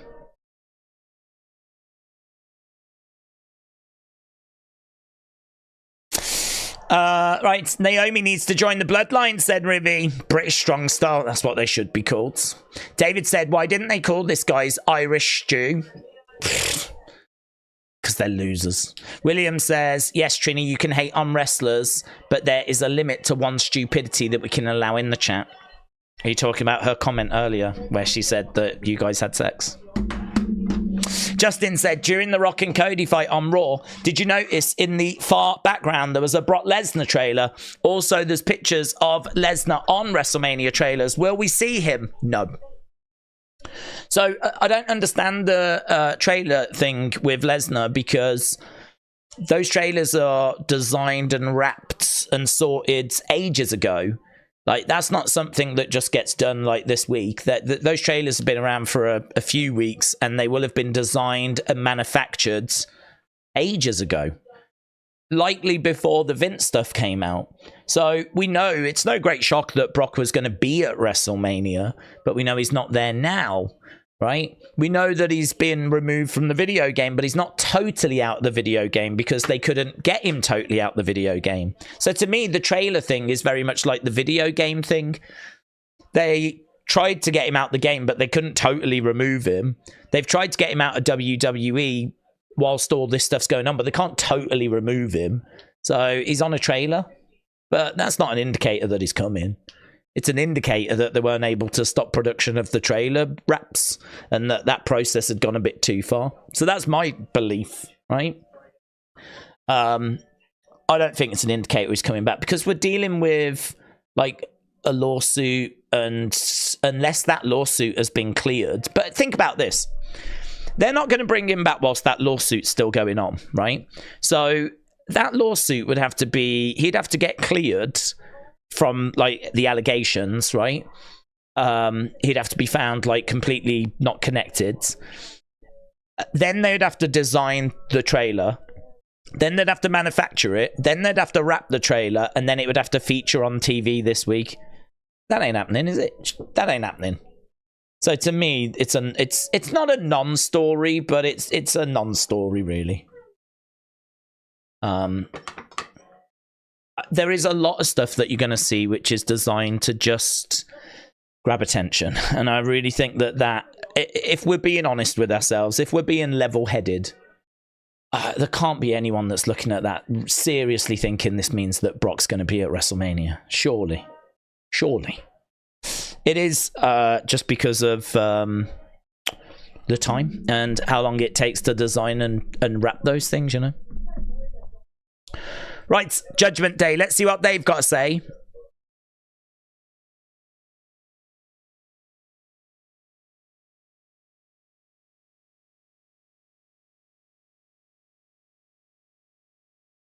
Rhea didn't know.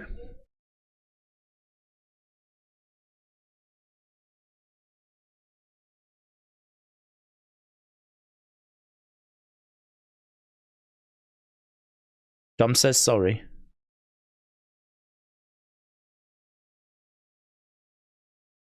Is there anything else?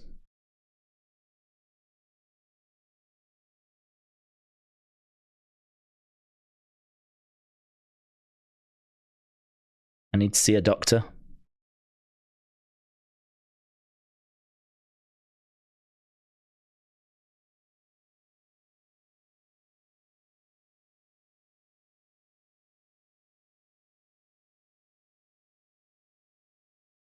Wow, I tell you what, there's a lot going on there.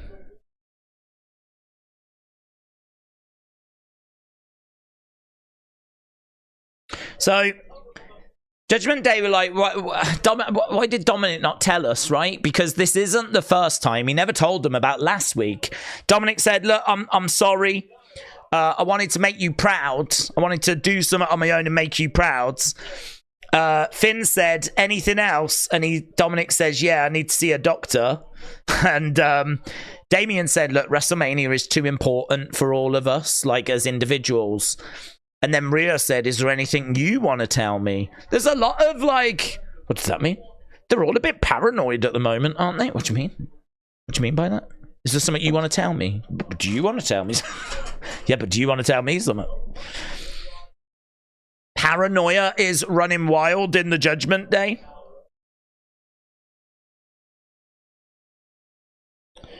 Just wanted to make you proud.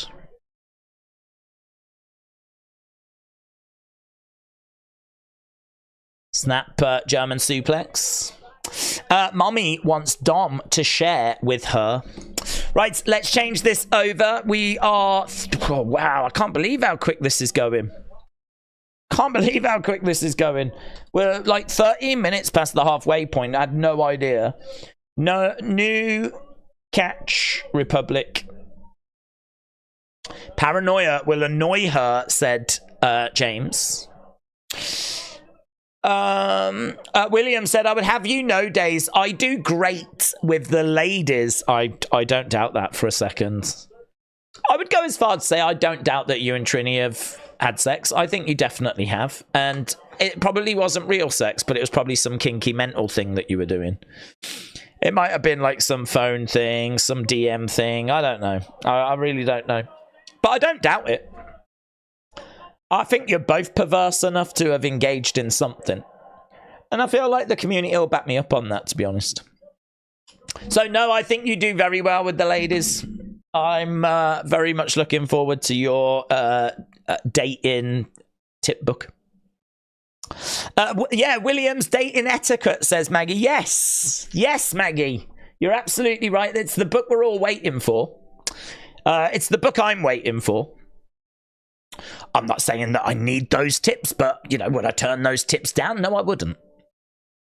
Russell Andy said, do you think there will be an announcement of who is going to be the induction for the Hall of Fame for the ceremony? Do you know, historically, I can't remember if there has been. I can't remember last year or the year before if we got that.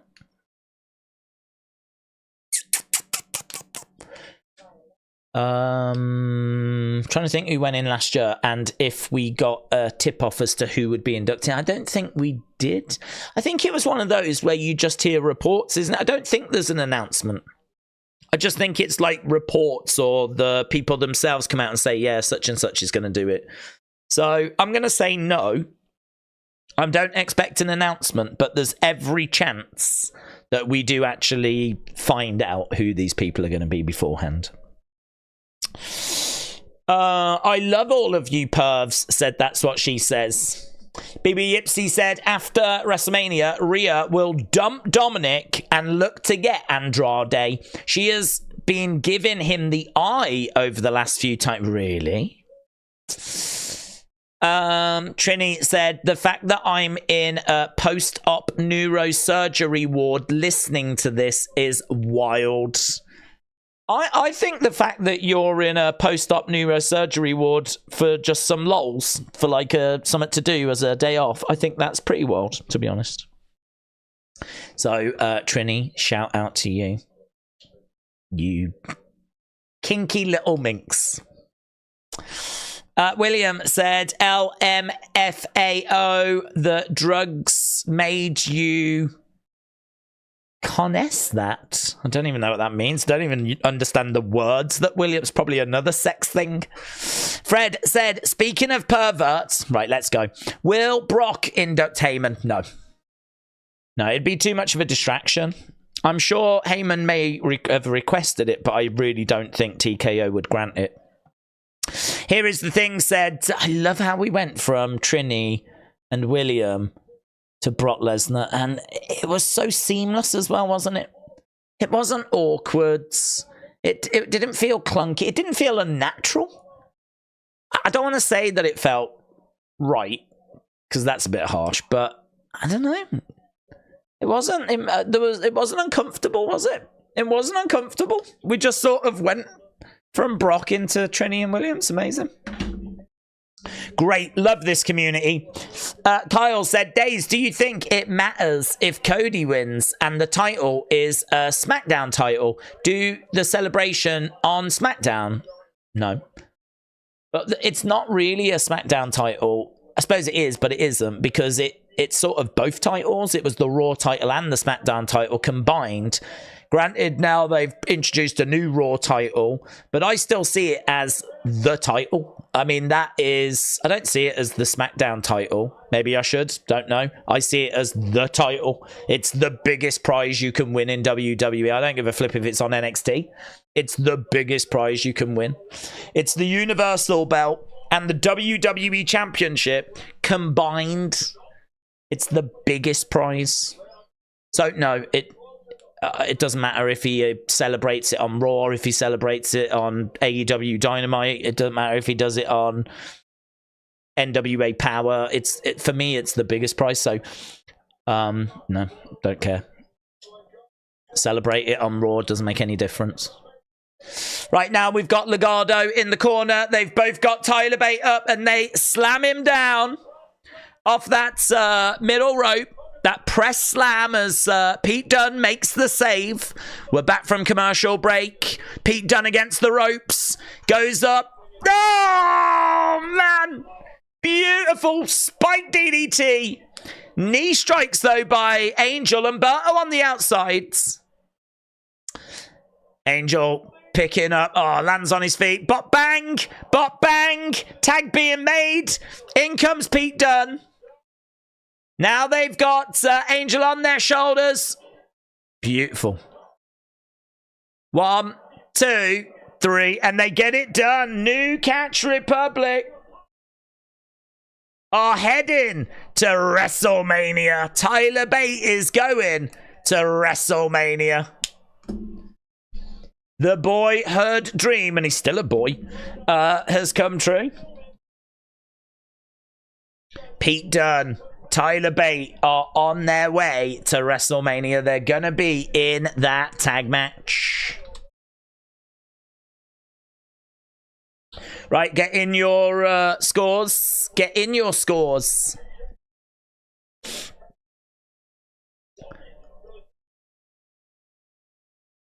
So Wade Barrett said those tag team championships have never been in more jeopardy. Yep, they're talking about The Rock. They're talking about Roman Reigns.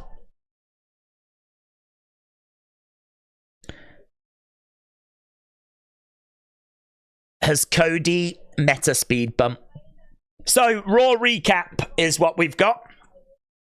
I think Priest will cash in, says Nicole. At Mania, during the JD segment, he said WrestleMania is way too important, not only for us as a group, but for us as individuals. Yeah, definitely teasing big things. BB Yipsy said, what do you think about Rhonda? What she said in her book, she has been going to watch Marina Shafir in small venues. I think she is speaking her truth. I think that we did mismanage her. I think that she is a big star, was a big star. Maybe her star power has dipped a little, you know, the further you get away from her career. Maybe the more into the past it goes. But Ronda Rousey was one of the biggest sports stars, let alone female sports stars. And I think that we did great with her at certain points, but over her WWE career, I think she was let down. I think that she didn't help herself at times. I think that, you know, Becky seems to say that because Ronda didn't grow up loving this, that this wasn't her first priority, that she didn't quite get it the same way that the other women got it. And there could be some truth to that. I think Ronda doesn't really tend to have seemingly much understanding, if you will, you know. As Becky said, nothing is perfect. Nothing is perfect. No company is perfect. And WWE made mistakes. It doesn't seem like Ronda is willing to roll with the punches or work with the hand that she's dealt, you know, which a lot of wrestlers have to do. You know, it wasn't perfect for Ronda. I would agree with that. Did she do her best to make it work still? That's up for debate, isn't it? I think it's a... I don't agree with people that go in with that mentality of, oh, she's just bitter and all that kind of stuff. There could be some of that. But I can see part of what she is saying. You know, she is someone that did have star power. Was, you know, there was a lot of it. I mean, WrestleMania 31, the crowd was going crazy when The Rock turned around and Ronda was there, and they get in the ring and it's Stephanie and it's Triple H, you know. That was brilliant. And then it builds to WrestleMania 34, and that first match is well received. Like, there was such goodwill, and it all just like evaporated. And as I said, Ronda definitely did not help herself, so I would read it all, and I'd probably make my mind up after. Here's Heyman. See what he's got to say. Oh. Oh.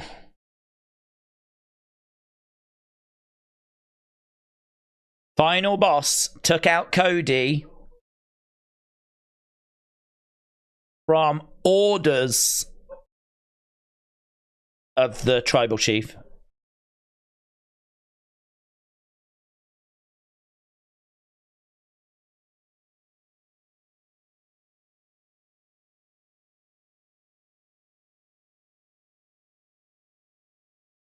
So Solo looking to take out Jay next week. Wow. By orders of the tribal chief. So Solo is coming for Jay. I like that, though. I like the fact that we're presenting all of this. It's not the way I thought that they would go, but I like the way they're going. They're making it seem like the tribal chief is the one that's pulling all the strings. He is the one that's in charge. I thought they'd go the other way, and actually he wouldn't know this was happening, and that would frustrate him, and we'd plant the seeds for what would come after. This way, they're actually going in the other direction, where he did know, and he did order it. And it's all part of a master plan. You know, he is not getting his hands dirty.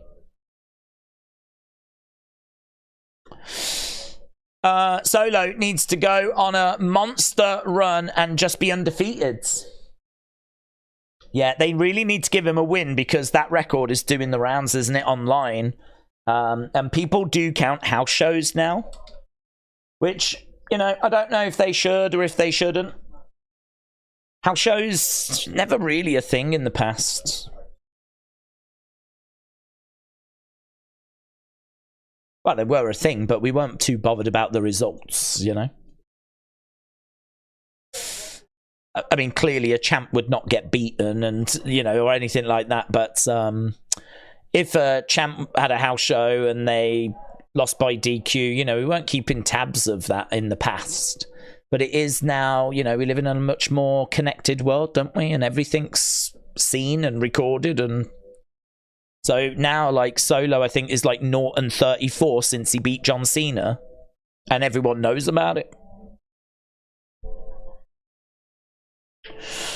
I believe Solo would beat Jay and Jimmy if there was a three-way, said Dieth. Solo versus Jimmy versus Jay would be fire, said Justin. Oh, seems like a lot of the community are on the same page with that. It would be interesting if he did turn, says Dro. Lewis, shout out to you. I'm enjoying the content and loving Unseens. Big up from Kidderminster. Lewis, WWE 606. Shout out to Kiddie, a place I know well. I hope you are good buds. I should have done a toy hunt in Kiddie, to be honest. I have been to Smith's in Kiddie. I think there is a toy hunt where one of the... I can't tell you which one it was, though. But I'm pretty sure there is a toy hunt where I do go to the Smiths in Kidderminster. But yeah, I've done this. I love the Starbridge one that's on the channel. But and I have been to Kidderminster. I need to try and get to some different ones, but right now I'm focused on WrestleMania, and then really not long after WrestleMania we've got UFC 300, which is going to be a massive show, and then I'm off to America. I'm off to Florida, and I'm toy hunting, man. I am just hitting it hard.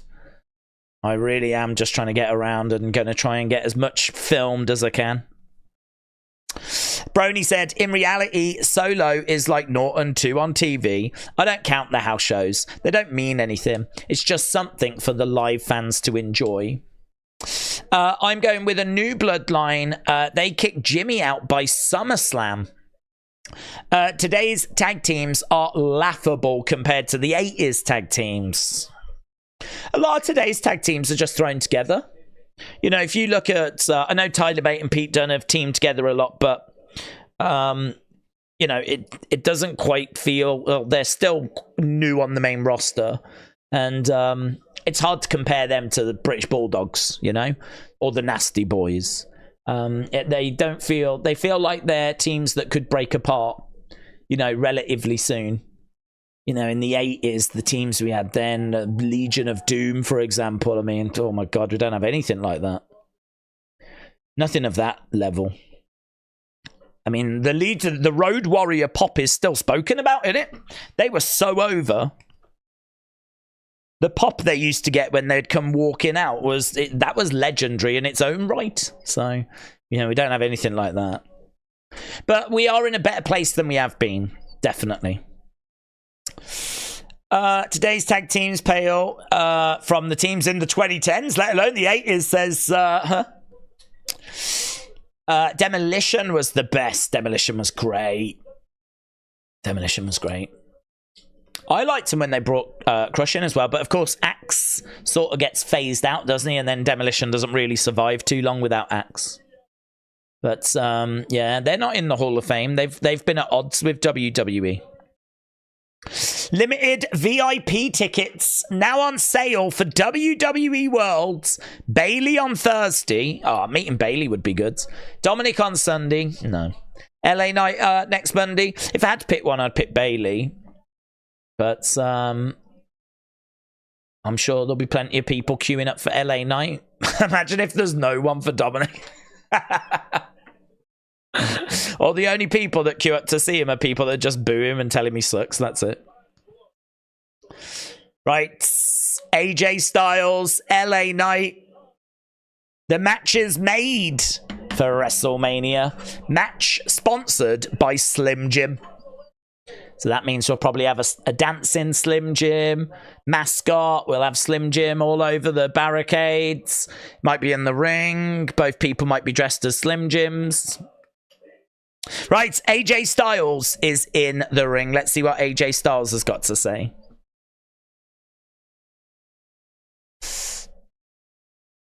AJ Styles. It's been a little over a week. How long have we got? We've got half an hour left, that's all. God. There's a few years. There's a slight LA Knight chant. They can't quite get it together, can they?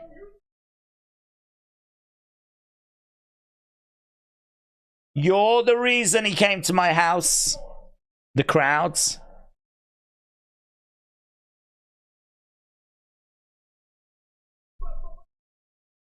I should have had him locked up and he could have missed his first WrestleMania.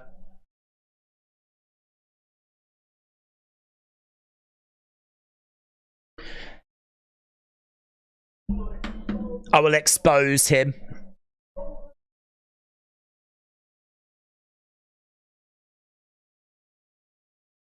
I will expose him as the under-talented piece of trash he is.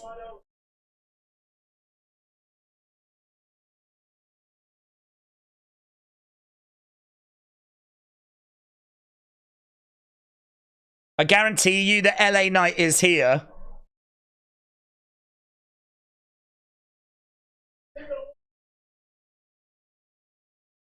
No, he won't come down the aisle. Cameraman? Front row in disguise? AJ said, I know he's going to be here. I think we all knew he was going to be here. You could be anywhere. What if he's the cameraman in the ring right now? Who's the cameraman in the ring? It could be the cameraman. He goes to have a look. I think it's just the cameraman. Oh, no, that dude's bald head, the cameraman. I love that, though. You're better looking than LA Knight. Are you disappointed? No, I love it.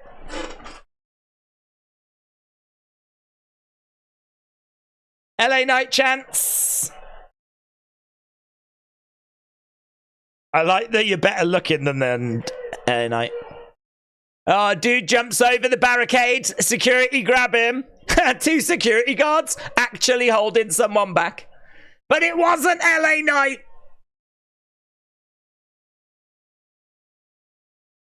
So that man is being dragged away.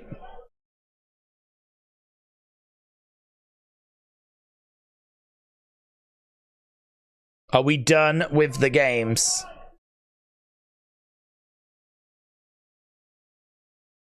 Where's he going to come from?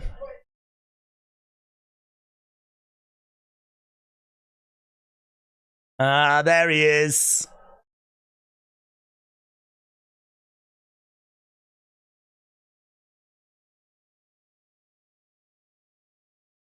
There he is. Boom. So he was dressed as just someone. Just a dude in a WWE top. He had a wig on as well. I think he had a hood over his wig, didn't he?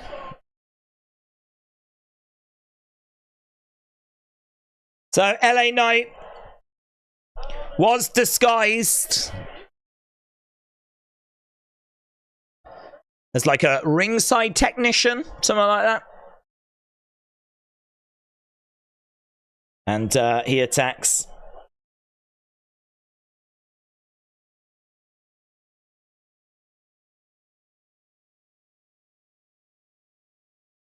I thought I could smell Kavok. What's that? LA Knight should have been dressed up as Michael Cole. I love the fact that he called out the camera guy in the ring thing. We've seen that catch wrestlers out so many times. I love the fact he didn't fall for that. LA Knight jumps on the commentary table. LA Knight is finally free, said Dro.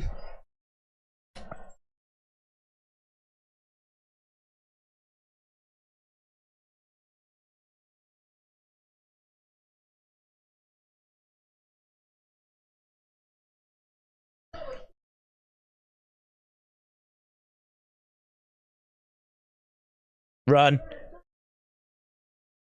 Run, hide.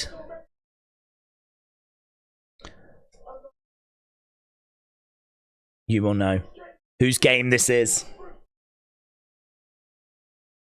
At WrestleMania, you'll know whose game this is. Well, there we go.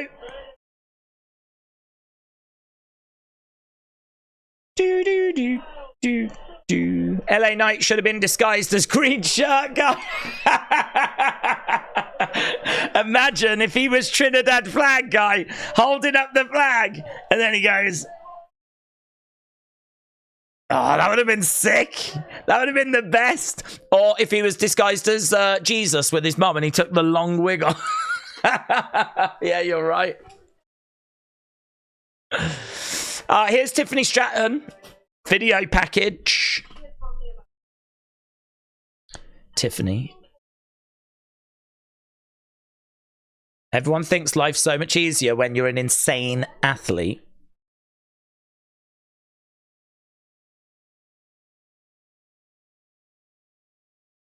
Carrying the burden of perfection.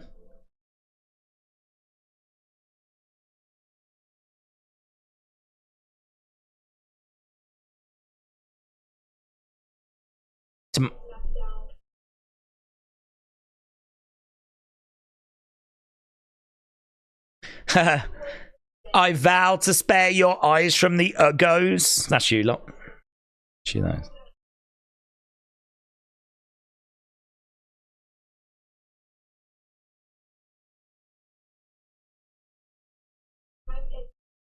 Everyone will find out what Tiffy time is all about. Toodles.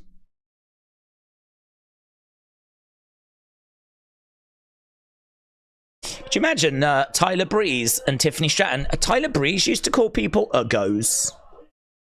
Imagine them two.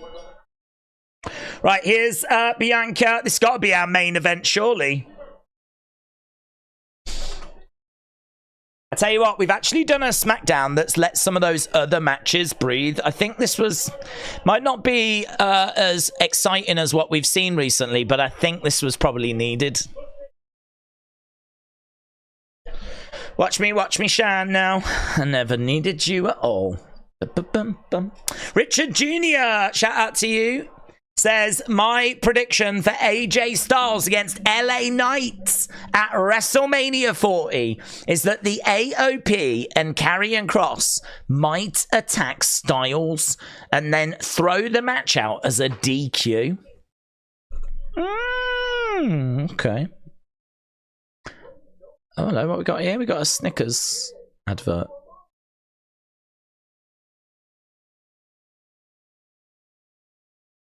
That OTM? I didn't catch all of that, but there was a Snickers advert that I'm sure was hilarious. Zycamy, hello. Do you think Jade Cargill will help Bianca and Naomi if Damage Control will beat them down? Yes. Huh, says the show lacks the sizzle, but the steak is good. Excellent way of putting it. Tom said Dakota main event in twice this month. She is the real main event, Dakota Kai. Justin said Tiffy is the perfect package. Good wrestler, good mic skills, definitely got the looks. She is going places. Simple 9999 said, I've got a question. If Tony Khan took over the booking for WWE, how would it look and what would WrestleMania 40 be? Well, I think the criticism with Tony is that he's very quick and he races through things, maybe doesn't let them breathe. I think that we would have burned through a lot of stuff, and a lot of the matches might have not had as long of a build, might not have marinated quite as much. We get a lot of attacks in AEW. I think that because you get a lot of blood already, and a lot of brawls already, I don't know that doing something like the Rock's moment would have carried the same level of impact. It's very hard, and I've been asked the question, so I'm going to answer it honestly. But it is very difficult to say that the build would be better if Tony had done it. I think we would have burned through things quicker. I think you would have had more blood, but to the point where you just kind of switch off from it. And this is my concern with us going down that Attitude Era road. And I used John Moxley as an example before, that you can do lots of blood and you can do lots of swearing, but you'll get to a point where it doesn't carry the same impact. This worked and stood out because we don't do it all the time. And that is the truth as to why it really landed and why it felt so significant and why it carried such impact, because this is not the norm. This is not what we do. And it really shocked. It ain't going to shock as much if you do it week after week after week, time after time after time. If you are going to do more of it, you've still got to use it sparingly. So I'd be worried that we would have maybe have gone a bit OTT with that. We'd have moved too quickly. The build for things wouldn't be as great. I still think the card that he would put together would be good, because in all fairness, a lot of what you see on paper for AEW pay-per-views doesn't look bad, to be honest. I think he is pretty good at giving you the matches you want. It's just you get them real quick, and that means that we just burn through a lot of things very, very quickly. I mean, he is trying to make Dynamites and Collisions must-see, and he's doing that by giving people the matches that they want to see, the fan base, the matches the fan base want. But as I said, you just end up burning through them. You get the match, but it's not built to the point where you're desperate to see it. It's like, this will be great, here it is, rather than let's build to it, Let's work our way to it. So it's difficult to say that it'd be a better build. I don't think it would. I think the card, I can't say it would be the same. But I still think it would be a good card if Tony was to put a card. You've got to be a pretty stupid wrestling fan to not be able to put a good WrestleMania card together. Do you know what I mean? I'd like to think even when we were young, we could at least achieve that. So I think the cards would be fine, but I can't say the build would be better. Right, we are seeing in this Sun Arena has got a casino attached. It's lovely seeing around the arena, isn't it? There was a kid getting choked out by a woman there. She's going to regret that. That was on TV. So we're taking a look at the Sun Arena. We got some matches for next week, like New Catch Republic taking on Waller and Theory next week. Jey Uso, Solo Sikoa next week.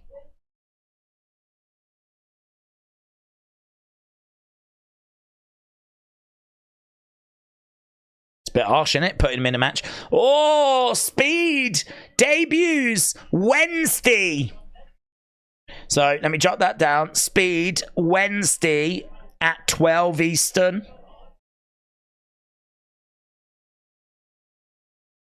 On X.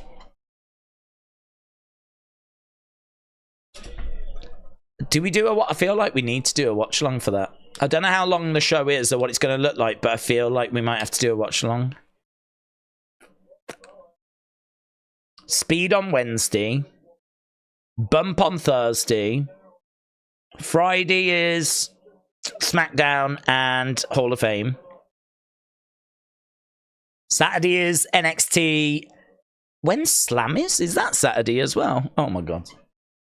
Is that Saturday? The Slam is? I might sleep for a few days now so that I don't need to next weekend. Jeez. Here's Dakota then, making her way down. Wade also announced the Andre Battle Royal. Oh, I missed that. Thank you. I did miss that. Andre Battle Royal. I was too distracted looking at the arena. Okay, bell has sounded.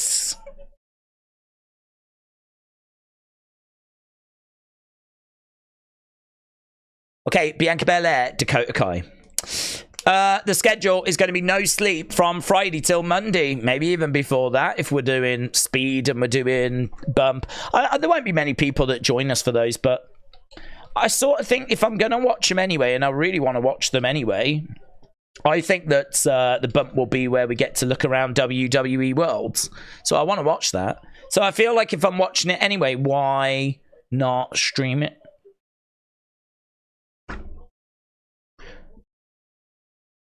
Now, Triple H really built this up, didn't he? He really built this up as like, you've got to tune in.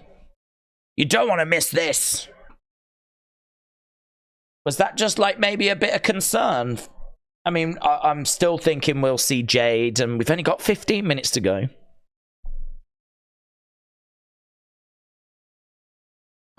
Bianca Belair goes hard into the corner. She spills to the outside. So she is down on the outside. This has been a normal SmackDown, said WWE AEW fan. It has been quite normal, yes. No sleep from the Raw. Go home to Wednesday after Mania. It is going to be pretty full on. But listen, this is, you know, this is what we live for. We live for this time. Will Cody Rhodes' Kingdom theme have a remix next Friday? Yes, but apparently that is not the theme he'll come out to. He'll come out to his usual theme. When does UK sleeping fan? When do UK wrestling fans sleep anyway? Very true. We find a way. We didn't get halftime scores. Was it the LWO stuff that was taking our attention? Are you doing Speed days, said Corey? Well, that's a bit personal. But streaming the show, I am very tempted, yeah.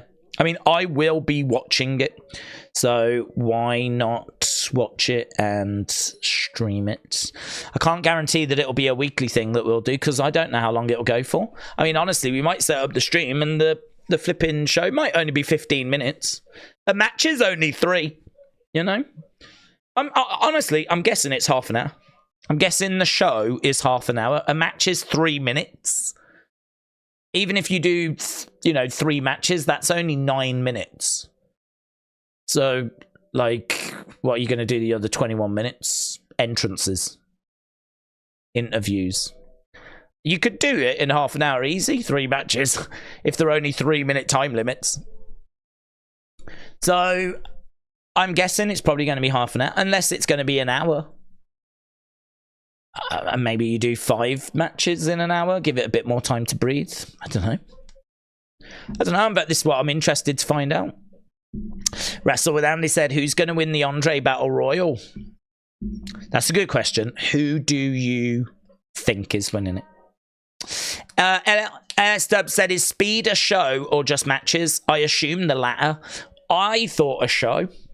Because I thought if you put up a match, people might miss them. If you're going to just keep putting up matches here or there, you run the risk of people that are following it missing it. Like, there was a new speed match uploaded today.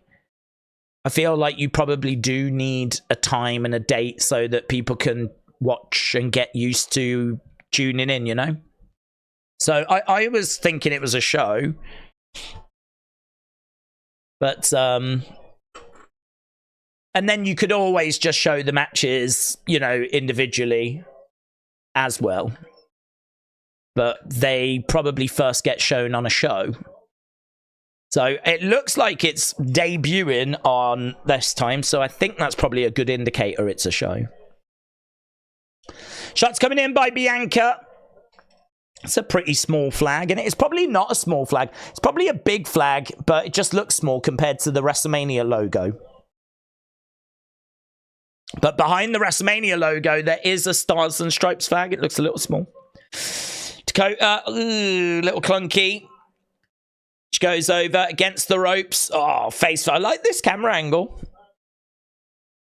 Oh, and again, twice Bianca slamming Dakota down. Oh, 3 times. Dakota's getting messed up. The EST goes against the ropes. Oh, she sort of almost landed on Dakota, but she sort of missed her. Dakota now grabs the hair of Bianca. Bianca goes over into the corner. Back elbow there by Bianca as Dakota came in. Do you know what's really cool? We got Bianca against Dakota. This is our main event. It doesn't even feel like a thing, does it? In the sense of the women are main event in SmackDown. Weren't that long ago. The women main event in was like... Women main event in a Raw or a SmackDown, you what? Have we lost our minds? But it's not a thing now. Bianca in control. Jim said, I've got a feeling the women's tag titles will not be defended at WrestleMania. Maggie said, Becky is awfully skinny. I don't like the look. She needs to eat some pies. To the outsides.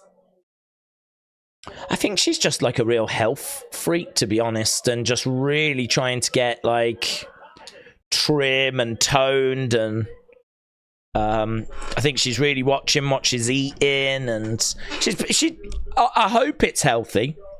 I hope it's all healthy. But for wrestling, I do like there to be a bit of size, yes. Kick coming in by Dakota. Another kick coming in by Dakota. Bianca is jacked, said Ahead News. Becky said that she is looking to add more muscle, said Rabid Hobo. That'd be good. Oh, most played women. Right, no, we haven't seen this. Trish at 5, Asuka at 4, Becky at 3. Bianca at 2. Number 1, most played woman, Rhea Ripley. Mommy is the most played female in 2K24. That is interesting. I'm going to write that down. And it's all gone off screen now. Trish, Asuka. Who was the middle one? It was Bianca and Rhea, wasn't it? Bianca and Rhea. Who was the third one? Who was the third one on that list? Trish, Asuka, Becky. It was Becky, wasn't it? Big time! Big time. Dakota is up on the shoulders of the EST. Oof. It's very slow pace, said CJ. Tiffy is coming for that top spot, said ahead news. Heel Santa, thank you. Right now, we've got Bianca grabbing Dakota. Big clubbing blows over in the corner. Shot coming back there by Dakota. Brony, thank you. I thought Maxine Dupree would be in the top 5, said Cleveland Brown. EST is the chance. Chad to win the Battle Royal. Do you know what? Winner of the Battle Royal gets a mid-card title opportunity. It's right there, isn't it? So, like a big suplex from the corner, but both women are down. Bianca. Yeah, so Dakota tried to deliver a knee to Bianca. Bianca moved out the way. It was a massive suplex by Bianca, but she ended up hurting herself. Silly Billy. Oof. Bit of a spear there by Bianca. Now she's going for the KOD. Now she's going for the KOD. Oh, beautiful. Picture perfect. 1, 2. Ah. Bianca wins. Bianca wins.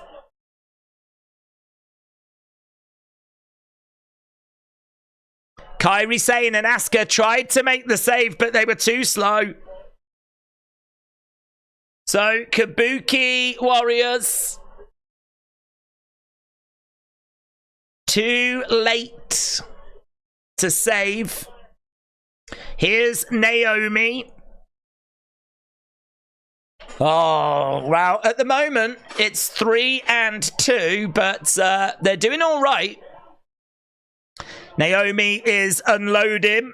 Oh, big shot by Kairi with the umbrella.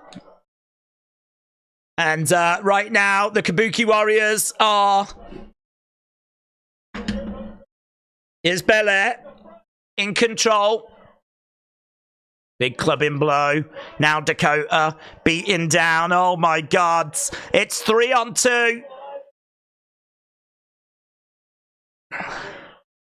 Come on, Maxine. Come on, Maxine.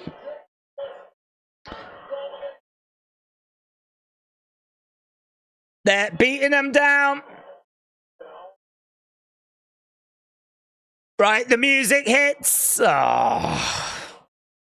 It's Jade's. Oh my God, she's wearing that outfit. You know that outfit where she ain't got many clothes on? Jade is making her way down to the ring. Is she going to mess them up on her own? Jade Cargill. She's in no rush whatsoever.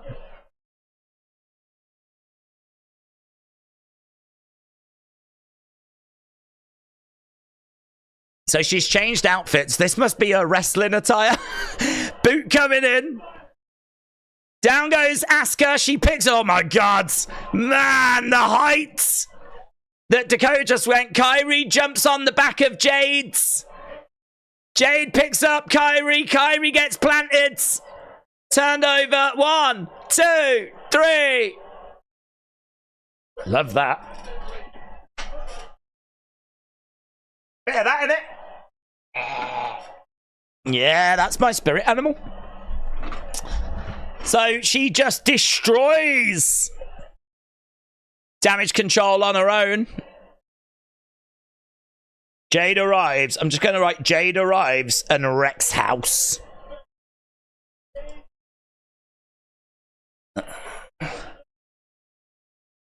So Bianca, Jade, look at Naomi. Naomi's like, yeah. This girl here, yeah, she's with us. Whoa. Yeah, man. Jade looks jacked. Look at that. Jeez. Damage control, you've got a brand new problem.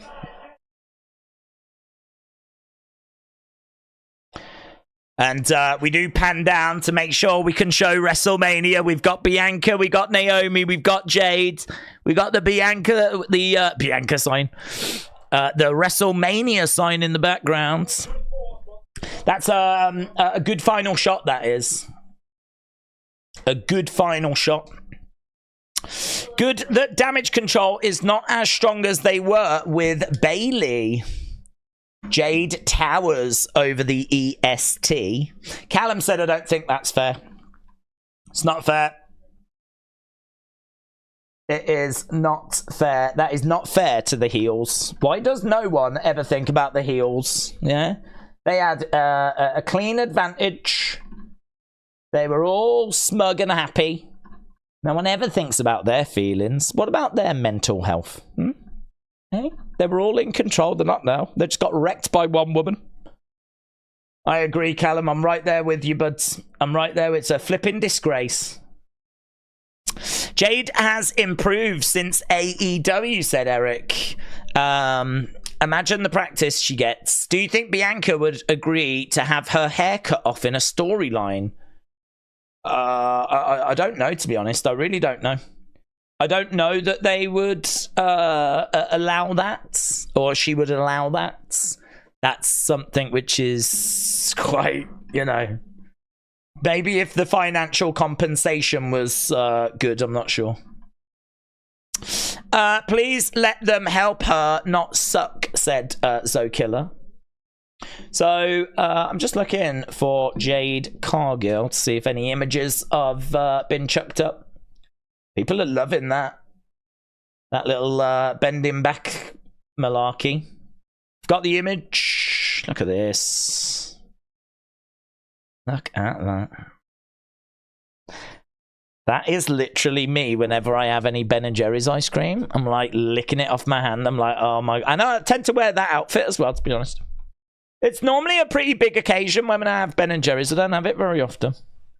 But, yeah. Living her best life. Whew. More hot and bothered. There she is. Look, just nonchalantly making her way out. There they are. It's only a second long. A second long. Fade said the aura is off the charts. And they are, look, all just hanging around. It's pretty fun. Pretty. That's the one I wanted. That's what I was looking for. There it is. Just girls want to have fun. You know, we learnt that from Cyndi Lauper. There they are, posing away. I never needed you at all. Right, I am going to jump over to the other channel. Get in your thoughts, get in your scores. Let's go over to the second channel, Wrestling Days Clips. This is where you can vote for the show score, and it will be recorded in the spreadsheet. So what did you score this week's SmackDown? What did you think? What did you think, eh? Come on, let me know. What did you think? Did you think it was all time? Did you think it was great? Did you think it was good? Yeah, it was good. Did you think it was okay? Or did you think it was bad? Did you think this was a bad show? Bad show. There we go. Okay, that's up now. Let's switch back over. Lovely. Bang, bang. Awesome night. Intoxicated Drum, shout out to you. Oh, We have now hit 287,000. I have got a mini target this year, and it's not that big of a target, but it's, you know, it's been a struggle when it's come to subs. We're on 287. I'm wondering, can we hit 300,000 by the end of the year? 13,000. We got how many months to go? Like 9 months. 13,000 in 9 months. It is a bit of an ask, actually. You know, it shouldn't. You wouldn't think it would be, but it is a bit of an ask. How do we give that a little tickle? How do we tickle that? Do we reckon 300,000 by the end of the year? That feels like a target we should set. But we'll worry about that after WrestleMania. Yeah, that's really cool. Big thank you to everyone that's subscribed. We're at 287,000. We've never been this high before. This is the most we've ever had. I'm getting a nosebleed. It's dizzy heights for us. This is nothing for a Mr. Beast, right? No, I bet Mr. Beast got this many in the past 2 hours. Right, so we don't live in that world, but for us, it's nosebleeds. 10 out of 10. People are putting in their thoughts. Adam says we'll get to 300,000. Well, it's definitely a target. I think it's good to set targets in life, isn't it? So I think 300,000 by the end of the year. I think that would be a good target to set. It feels it's kind of achievable. Might need to be a bit of work to achieve it. It's not something that's gonna. I don't think it would naturally get there. I think it is something that's maybe post WrestleMania we'll have to put a little bit of a spotlight on. See if we can give it a tickle, give it a little push. I don't know. We're not worried about that right now. We're focused on the show scores. I did put the link in the chat, so you can click on that and go and vote. And share your thoughts. George Vlog said, Mr. Beast against wrestling. I'd mess him up, mate. I'd absolutely mess him up. With my words. And probably my actions as well. Although, does he do, like, boxing or anything? Perhaps, I might live to regret that. Don't know. Probably not. When am I don't ever leave this house, so unless he's coming round, I can say what I want. Yeah, if you're watching Mr. Beast, I'd mess you up, mate. Yeah, loser, going and helping blind people around the world. Try doing some real work. Yeah, some of us are going to be streaming like 13, 14 hours next Saturday. Try doing that instead. Oh yeah, it's all well and good being buried alive. Who's Mr. Beast? I don't know, mate. Ask Mrs. Beast. Very solid WrestleMania build, said A. Jobson. Ahead news, shout out to you. There is so much good behind this stream, said Intoxicated Drums. Yeah, it's not on the stream, it's just behind it. William, shout out to you. Nathan said 9. Raw was special. SmackDown was fun. A stolen car. Zelina's outfit was wild. I don't think she beats Jade though. Do you know what? That would be a match, wouldn't it? Zelina Vega versus Jade Cargill, but it's not a wrestling match. It's just who's got the most outlet. And versus Seth Rollins, Zelina Vega, Jade Cargill. Who can get the most OMG reaction to their outfit? I don't know what if I was in that spot, I don't know what I would wear. What would you wear to get the most OMG reaction? I don't know. I think I'd look to see what was in the news and I would take inspiration from that. I'm going with Ludwig Kaiser to win the Andre Battle Royal. Very nice. Seth would win by a mile, said Footy Guy. Jade was in her element, said Ahead News. Wrestling Russ, shout out to you. Are you going to WrestleMania? I'm not. I've never been. I've never been to a Mania. I would like to go. Who wouldn't? But it's not something that I am the most focused on. People that watch the channel know that I want to go to Access. I want to go to WWE World. That's what I'm a lot more engaged with. Because I want to see the artifacts. I want to see these things. I saw that Bill McKenna had been to the warehouse, the actual WWE warehouse the other day. I was so flipping jealous. I was so jealous. Really jealous of that. I would love to go to the warehouse and actually look and see for myself some of those artifacts. Yeah, amazing. Ernesto, shout out to you, my friend. I hope you're well. I hope you enjoyed the show. Ernesto said, I've got a feeling that Triple H will give Jade the push he believes that China should have had in her prime. Awesome. Do you know, that's really interesting because he obviously had an affection for China. Of course he did. And he said when they were training her to slam and punch like the guys because at the time women were trained a very different way. And so he didn't want her, because she looked so good, to be like doing things wrong, if you will. He wanted her to be doing it the way the guys were doing it. And in his mind, that was the right way. And it is a shame. It is just a truth that women were not treated the same way as the men. And you can make the argument they're still not, right?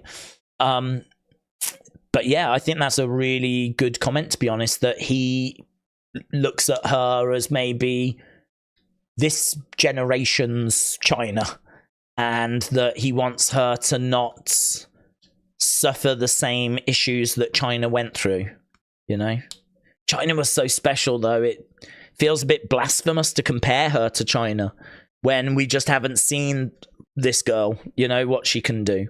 But they definitely believe in her, and she has got an incredible look, and she is jacked. I still think China messes Jade up in a fight, though. But I don't know. Let's see. Let's do this work. Let's see where we get to. That was a good comment.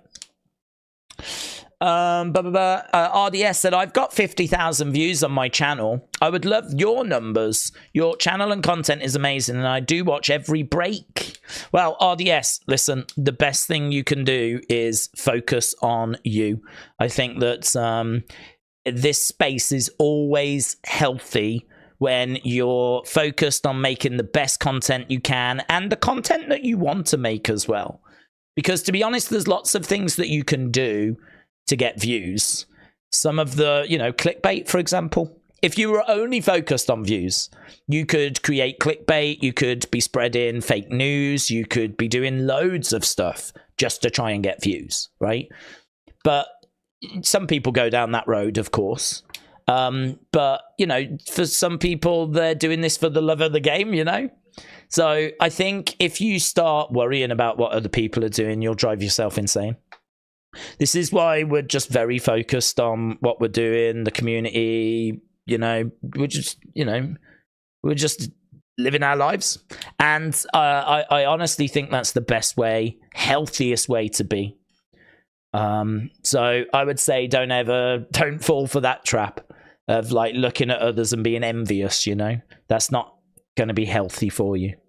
So it's definitely something, it's a lesson that you sort of have to learn, I think, quite early, to be honest. Because however big you are, there will always be someone that's bigger. However big you are, there will always be someone that's bigger. However successful you are, there will always be someone more successful. You will always sort of benchmark against others that are more successful, which is normal and healthy. But don't ever lose sight of the fact that what you're achieving, someone wishes they were you, right? Don't lose that sight of that. I think that it's very easy to look at others and go, I wish I was getting them numbers, and then forget that there's people that don't even have YouTube channels that wish they had YouTube channels. So, do you know what I mean? Like, it's not a healthy way of looking at it. So I hope your channel goes well, my friends. I hope it goes well. King Yeti said Asia was better than China. I'm kidding. King Yeti, I really appreciate the support, dudes. Really appreciate the support. I hope you enjoyed this week's SmackDown. I hope you're excited. I hope everyone's excited. We're only a week. This time next week, we're watching the Hall of Fame now. Like, it starts pretty much straight after SmackDown. So in 7 days, we're watching the Hall of Fame. And then when we get up, we're watching Stand and Deliver. And then we're watching WrestleMania. And then we're watching WrestleMania Night 2. And then we're watching Raw. There's no sleep for any of us, but it's fine. Because we're all fine with it. And this is not our first rodeo, is it? So we've definitely got the experience. We know what we're doing. And it's going to be so good, man. It's going to be so good. So, King Yeti, massively appreciate it, dudes. Really appreciate it. RDS said, thank you. I'm just going to keep to my one channel. I messaged a few months ago, lung disease and brain tumor. My content's not great, but it makes me smile. Dudes, shout out to you. That's, you know, that's quite a lot of stuff to be dealing with and going through. But that honestly, as long as you're making content that you enjoy and that you are, if there is weaknesses, that you're improving, right? You're getting better with it. You're looking at it going, that's not right. I could tweak that. And then you're tweaking it and making it stronger, making it better. I mean, you compare what we do now to like my first video. The first video on this channel is the first video I ever did. I've not taken any others down. Right, so it's a Royal Rumble top 3. This is who we think, and I've said before that when you first start, you make every mistake under the sun. You know, when I first started, just putting something on the internet made me so scared because I was like, man, this is going to get used against me. Like, if people want to use this against me, they'll use this against me. And like, here I am now with like 5,500 videos. And not giving a flip. But when I first started, if you look at me, I'm like, hi guys, welcome to wrestling. Every word is carefully selected. Every moment is stressed about. Every moment just screams, please take me seriously. I do know what I'm talking about. Please believe me. I know I have been watching wrestling. I'm not just someone trying to tell you I have watched. Hi guys, welcome to Wrestling Days. It's all real serious. And then as you get more comfortable, you're like, yeah, what was I thinking? What was I worried about? And then you just sort of get a bit more comfortable, you know? So, but you have to go through that process. And that's a different journey for people, you know? Some people really struggle to overcome that. Some people overcome it quick. Some people don't have it at all. Some people are just naturals, turn the camera on, boom, massive personality, you know? So it's about getting comfortable, and it's everyone takes a bit longer to do that. Right. Days, if Vince Russo and Jim Cornette had a wrestling match, who would win? If Vince Russo and Jim, I don't know, dude. I don't know in what physical condition either. I don't even think by Jim Cornette's standards he's in great shape. So I don't think he would be. I don't think he would be in a great position. But then saying that, I doubt that Vince Russo is either. I think no one would win. Certainly not the people watching it. I don't think anyone would win. Now you can't shut up. Said that's true. Now I can't shut up. Very true. Jim said, I call my first video 83 seconds of awkwardness. Oh, we should all go and watch Jim's first video now. Let's go. Yeah, it is. It is when you first start. It is just everything is awkward. Everything feels uncomfortable. But pushing through that and going and starting and improving and working is the journey, you know? So, yeah, very cool. Right, listen, I gotta go. I gotta do the review and everything. Let me end the poll. So, yeah, King Yeti, really appreciate it, dudes. Okay, we have got 51, 29, 6, 13. Right, 94%. Lovely, I'll get that added. Right, thanks a lot to everyone that's joined us. Really appreciate the support. I'm going to go off and do the review right now. After that, I'll work on Unseen. I don't think there's going to be an emergent scene. I don't think we need one of those. I don't think so. I'll find out once I look at X if there's any big, like, oh my god, we need to do that now. If not, Unseen will be up in a good few hours' time. For many of you, it'll be there in the morning. And tomorrow, there is no UFC stream tomorrow. I was going to do it. I'm not doing it because instead I'm going to focus on WrestleMania predictions. So I'm going to really spend my time into that and do that. And also, if we are doing slammies, if we are doing the bump, if we are doing speed, I need to be doing thumbnails. I need to be setting up streams. I've still got to do the WrestleMania thumbnail. Next week is so big and there's so much going on. I need to spend this weekend getting ready for it, I think. That's kind of where my head's at. I need to be getting ready for it. And I know that I need to be doing the predictions video, so don't know what the weekend's going to look like. All I'll say is I'll definitely see you for Raw, and there will definitely be Unseen videos. Other than that, I don't know. So thanks a lot for joining us. Massively appreciate the support, as always. And I will see you again next time. Bye for now.